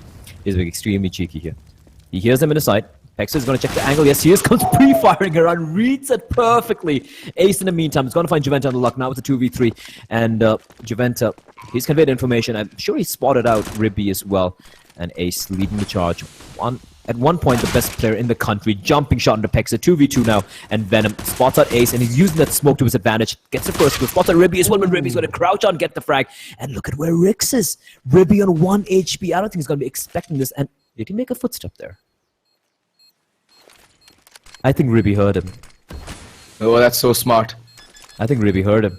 He's going to tap the bomb. Rix walks in, and Ribby, that is so smart from Ribby.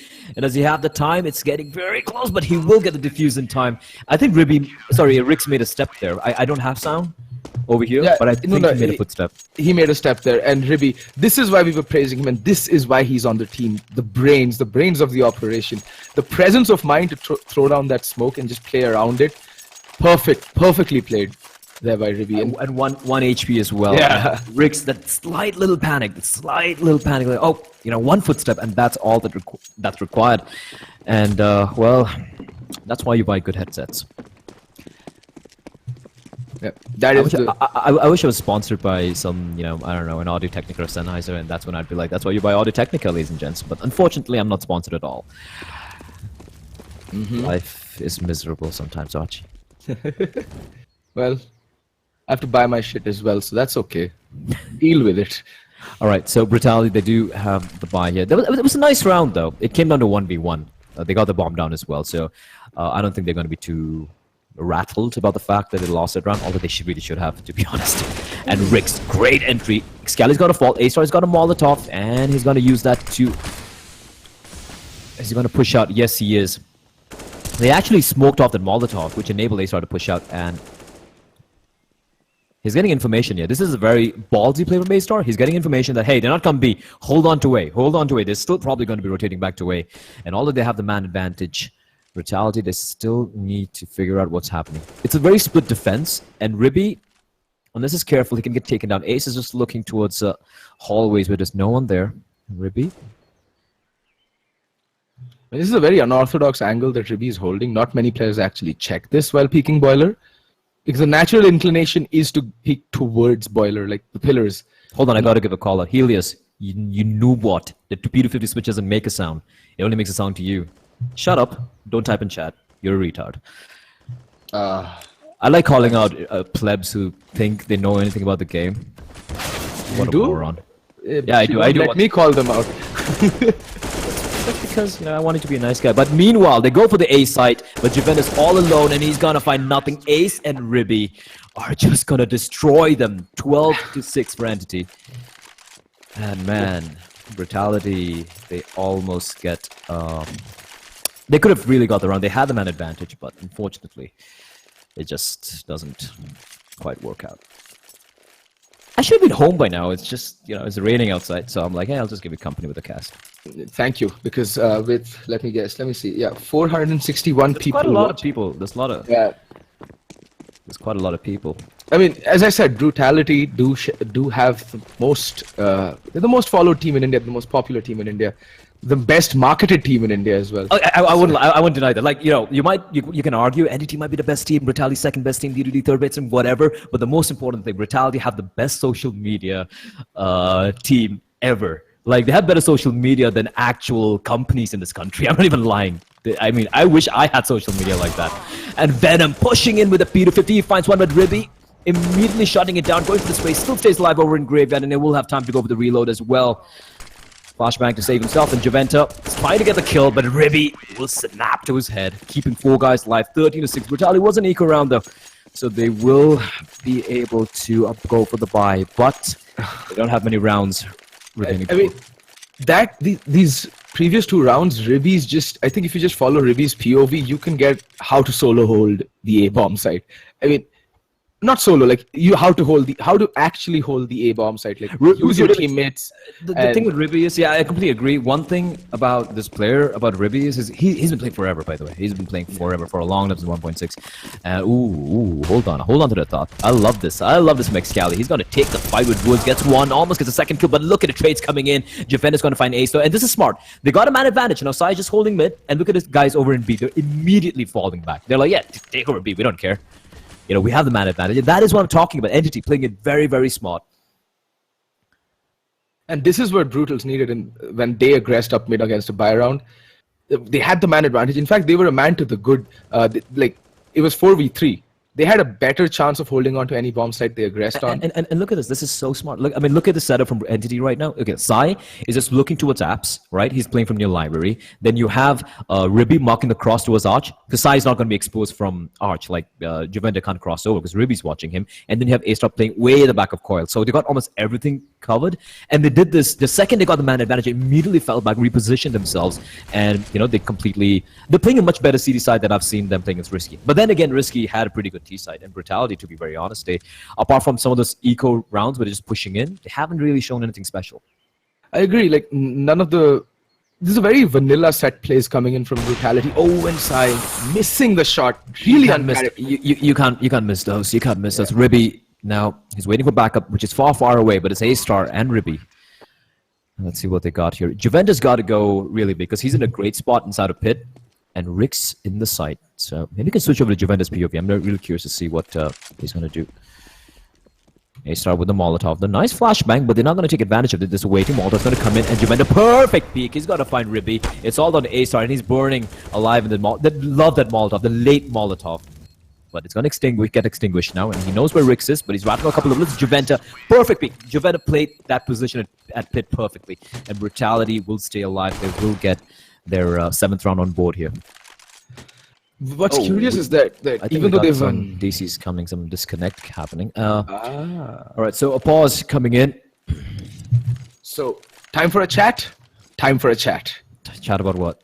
Anything. What do you like talking about? Bangalore weather. Finally, it's livable.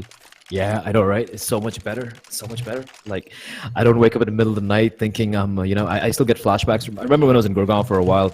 This one night, I woke up like a week back. I woke up in the middle of the night. And for a second, I still thought I was in Gurgaon in that heat. And I just had this anxiety attack. I'm really sorry to cut you off, but someone in chat says Brutal is equal to Indian Fanatic. I disagree completely. Absolutely. Disagree. Okay. Completely. Would you like to tell me why?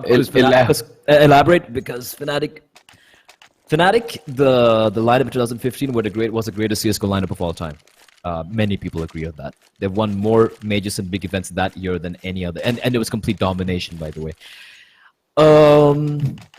Brutality lost to TMG. So yeah, they really can't be called the Indian Fanatic, honestly. I don't think any team can be called the Indian Fanatic. No way. Brutality, that's the thing with Brutality is they're a very frustrating team if you're a fan. Because think about it, right? Like, they're experienced players. They got some good players on their team and whatnot. But sometimes, like, they don't seem to really commit to it. Like, if you see them every like in all the games they play, right? You see some magic moments when they'll manage to upset against a team. But at the same time, they're so inconsistent. They keep losing against like teams like TMG. You're not supposed to lose against TMG. Look, I like Ux, right? I work with them every day. I like Ux. I like Patrick Core. But you're not supposed to lose against TMG, for crying out loud. They're a weekend team. They're literally a weekend team. They don't just play like one or two. They don't have a Facebook page, for crying out loud in India. They're a CSGO team who I don't think have a Facebook page, or if they do have a Facebook page, I think it has like 100 likes, right? Wait, and TMG. Ooh, that was a nasty peak likes. And interesting buy coming in though from Entity. Like, they didn't have the money to. They didn't have the money on 2 players, so I think they've gone with the UMP buys. Not a big fan of this buy. Sai on the glass cannon up. I am not a big fan of it, but I also understand the mentality behind this. So Entity, they can't go for this buy if Brutality are at 11 or 12 rounds. It'll be too risky. The God money management is going to be much more tighter. But right now, ace. Their timing doesn't work out. The AK is going to win the duel. But right now, this is an opportunity for them to break the money. Look at the money of Brutality. They can break it. If they break the money of Brutality right now, it is map point right there. I agree. It's a high risk, high reward kind of a buy. Yeah, true. And they have a buffer. They have a buffer a few rounds to work with as well, right? So even if they lose this round, Brutality get to what, 8 rounds, maybe 9 rounds, because Entity might be forced to eco. So it's fine. I think it's a very reasonable risk that Entity have taken on this particular buy. And it's not that bad. I mean, like 3 M4s with armor as well. They have a little bit of utility. They have a kid on Ribby. It's only Sai who's got to be a little careful because the aim punch could be quite painful. And look at the stack coming in from... this is a very good read from Entity. They've hedged their bets over onto the B bomb side, and it looks like it's going to be paying off very soon. Oh, Sai. Holy shit. Okay, I'm sorry. Family show. No, another one. He legs him as well. He legs Juventus through the smoke. And Excali's in the side. And they don't even know A-Star's there. Excali hugging the wall towards the first box, the first oranges. And he's still going to get another kill. Gets another one. Excali, what are you doing? You can't do this. It's inhuman. Time's up. Time's up. Excali, stop bullying them. What was that? How did he stay alive? And Sai, glass cannon, jumps on top of Coil, lands a shot, a no-scope through the bloody smoke, legs another man. And, well, okay then. Okay then, what do you do? The money's broken. Brutality's money just got reset brutally. Pun very much intended. And Entity can easily get to map point right now. They have nothing to work with. And they're just going to eco this. They're going to probably try to work for... Holy Christ! Okay, Juventa. Would have liked to have seen this Juventa a couple of rounds ago, but okay then. That was ballsy. As they say in Hindi, der hai durust hai, but cool. Holy Christ. Okay. I like what Juventa did there. He just stood there. He's like, all right. As they say, 1D to the face, and Rix is going to find Ace with the Glock. Ribby, what can he do? He's going to find Woods. Now they know where he is. He's going to drop down, but Rix is going to get the drop onto him. A-Star left alone in the site. And are they going to commit to the bomb site here? I don't think they spotted A-Star. This is a very smart angle from A-Star. He's going to peek out wide, finds one. Is he going to get a second kill though? Venom completely whiffs that one, and A-Star, he's very paranoid. There might be a guy coming out from apps. And Excali waiting around the corner, but it's going to be Pex who's going to get the kill. A-Star 1v3, and the Molotov is going to mow them down. Finds one, finds two, not able to get a third. Pexter will save the day for Brutality. Bear in mind, they had one AK-47 going into this round, and the rest of them were just pistols, and they somehow managed to turn it around. 14-8. Brutality ensure Entity don't get to map point. And the money's broken now for Entity. That was some crazy stuff. I swear, what a round. What an explosive round. And A-Star trying his very best, but I don't think he realized that he was exposed a little bit there from Arch's side, which is what finally, the wraparound there from Pexer is what... I felt Excali should have probably waited an Arch, because all he had to do was ensure that A-Star's, that library side was watched, right? So that's all he had to do. In the meantime, Ace gets a kill with the USP. Okay, then. Duking it up. Nice pre-fire there. Ace gonna fall, and Sai might not be expecting up to... Oh no, Rix is gonna be methodical. He's gonna check the corner, and he's... Oh, Ribby in the meantime. Sneaky beaky as always. But last guy, they're just gonna make the way towards A. So round done for Brutality. They're gonna get the bomb down, and Ribby should just try and hold on to his AK here. Just hold on to the AK there, Ribby. You don't have that much money to work with. The thing is, now they know exactly where he's gone, so... yeah, don't hunt him either. Look at the money. Just look at the money for Brutality. $3,900 in Pexer. Yeah, what money? Exactly. They have no money. And Pexer... Why is he shooting through the smoke? You saw him towards T-spawn, and there was actually going in for the hunt. I'm not a fan of this. Like, your money is very, very bad. But I like this, that they're going to try and pincer him. I think Pexer might just see him. Oh, Pexer making all the noise in the world, and there he go, gets one at least. I'm not a big fan of this. Why would you donate a rifle? Let him save. It's okay to let them save every once in a while. And now Entity's by, and because of that hunt, because he lost that gun, let's take a look here. They'll still be able to... Okay, I think Pexer had $7,000, so he will drop the AK. Excuse me, but... yeah, that was unnecessary, man. Opt for Rix. This round's going to be very, very crucial indeed. Very crucial indeed. 14-9. And again, if you look at the cash, Juventus got 3k, the rest of them are pretty much broke. 0 on Rix and Pexa. So if Entity managed to win this round, it's pretty much over. Brutality will have no money to go to buy with for the potential last round here. I agree, and that is why I felt that hunt coming in from them was completely and utterly unnecessary. Like, they should have just let good enough be, and there we go. Ace finding the opening kill onto Pexer, and now it's down to a 4v5. What are you gonna do? Play safe now. Play safe. Just fall back, set up the crossfires, and Brutality. They have to do the work. They have the smokes though, and they have Rix with the AWP. Let's see if they can make this work though. They're gonna walk into again. The reads coming out from Entity have been so on point. They went towards B. They had 3 players over by B. Not that they needed to. Excali alone at that round would have been enough, I guess. Right now, Excali over in Library is going to be seeing a lot of action, however. And he's kind of in the cubby. Not the best spot to work, but he should be asking for a flashbang from his teammate from Ace. Ace should be flashing for him. Unfortunately, he doesn't have a flashbang. Never mind. They're out of utility, so they will have to go for these for the deals here. And here comes a wraparound. Ace inside a pit. Excali. And it's going to be Ribby. He's actually taking the fight. He's doing great work here, baiting up for his teammate. Ace is going to peek out from the pit. Juventus is going to get to Ribby, but they don't know where Excali is. Excali is lying in wait. He's going to get the frag. A-Star's there to find the final kill. 15-9 for Entity, and the money is completely non-existent for Brutality. Look at that. $1,400, $3,000 here and there. 1 AK, Galil. They don't even have money for Tech 9 and Kevlar and helmets. This is just absolutely horrendous. The potential final run, Entity can just close this out now. Oh my god. Sometimes I actually regret looking over at chat. I'm sorry, what? Sometimes I actually regret looking over at chat. Why do you do that to yourself? I don't know. Meanwhile, aggression over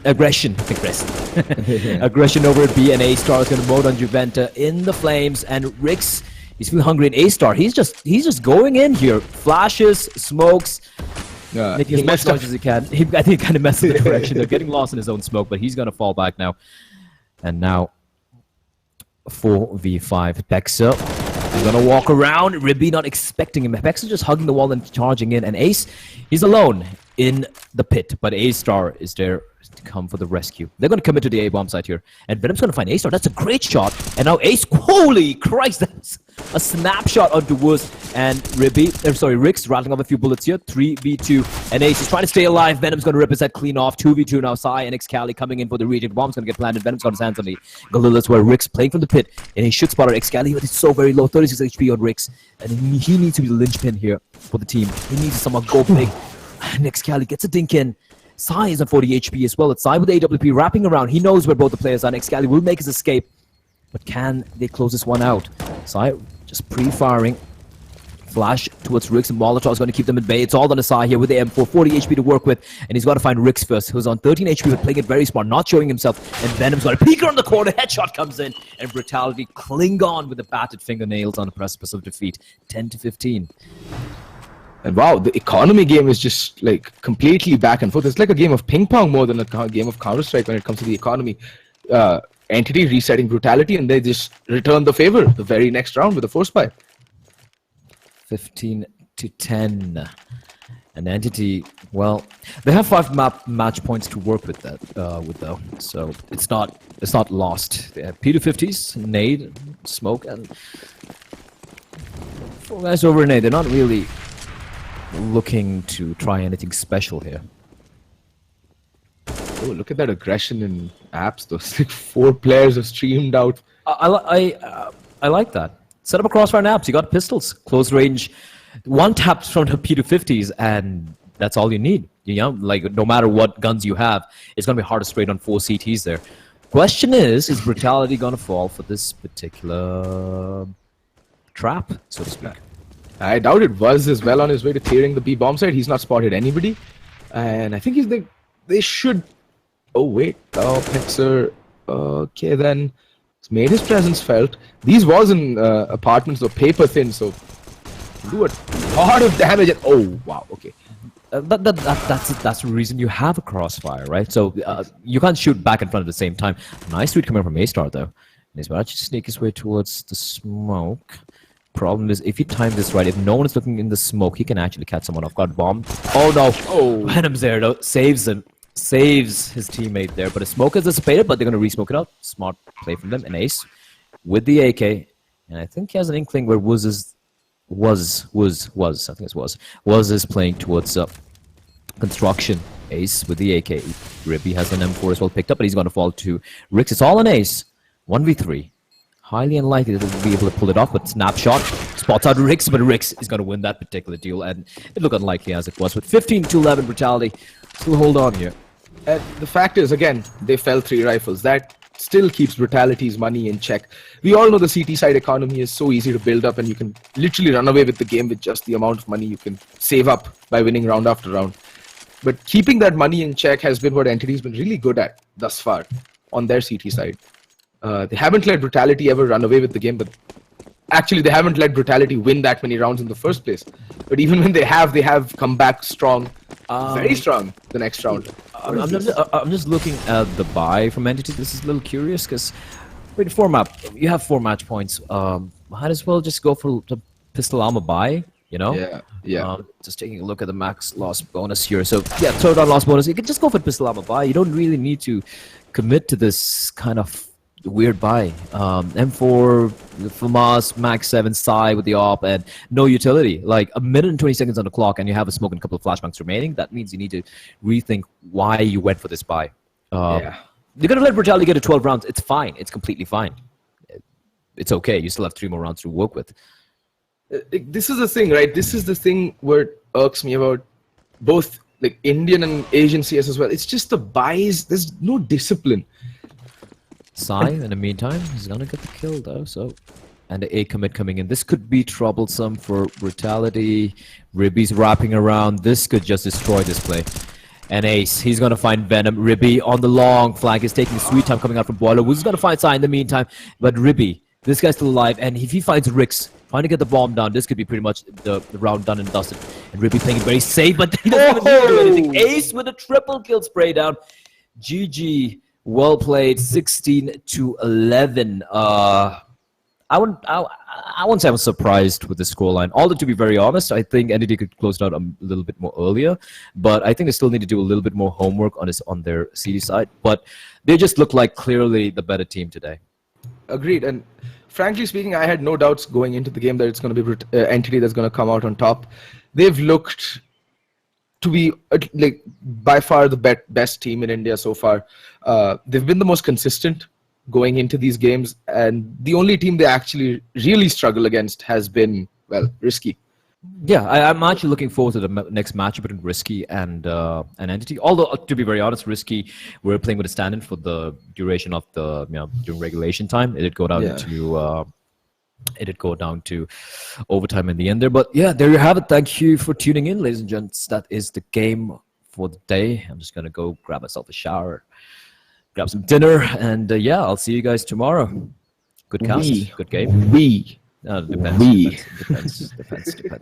Depends. I agree. Yeah. So, GG, well played. Signing out. Bye, guys.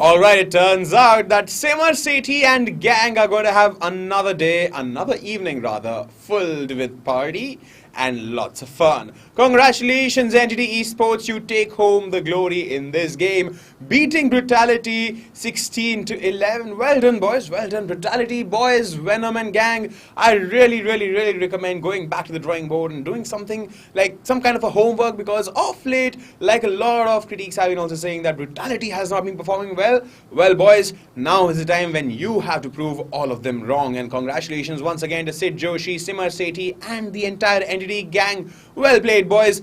Tough match. But well played indeed. You guys prevailed in the end. And of course, a shout out to my two amazingly awesome casters, Sudhan Blair and Archie Fett. Guys, you rock. Trust me, I was watching the stream some time back and I really wanted to comment that Fett should start a political party. The guy's a smooth talker to the end. Alright, ladies and gentlemen, this brings us to the end of the 6th day of the ESL India Premiership 2017, brought to you by Omen by HP, Zowie by BenQ, HyperX, and organized by Northern Gaming. I am Vagish Gotslebhan, and before we go away for the day, so that we can come back again at 6:30 p.m. tomorrow, let me remind you that the phase 2 of the registrations for the summer season of the ESL India Premiership 2017 are on for the starter league. The registration link should be on the screen right about now. Follow that link, register yourself up for a phase 2 if you haven't been able to do that in the phase 1. Now is the time when you guys need to pull up your socks and become a part of this amazing thing called ESL India Premiership 2017. Well, I'll be signing off at night, but we'll come back again tomorrow with all the 3 games all over again: Clash Royale, Dota 2 and Counter-Strike Global Offensive.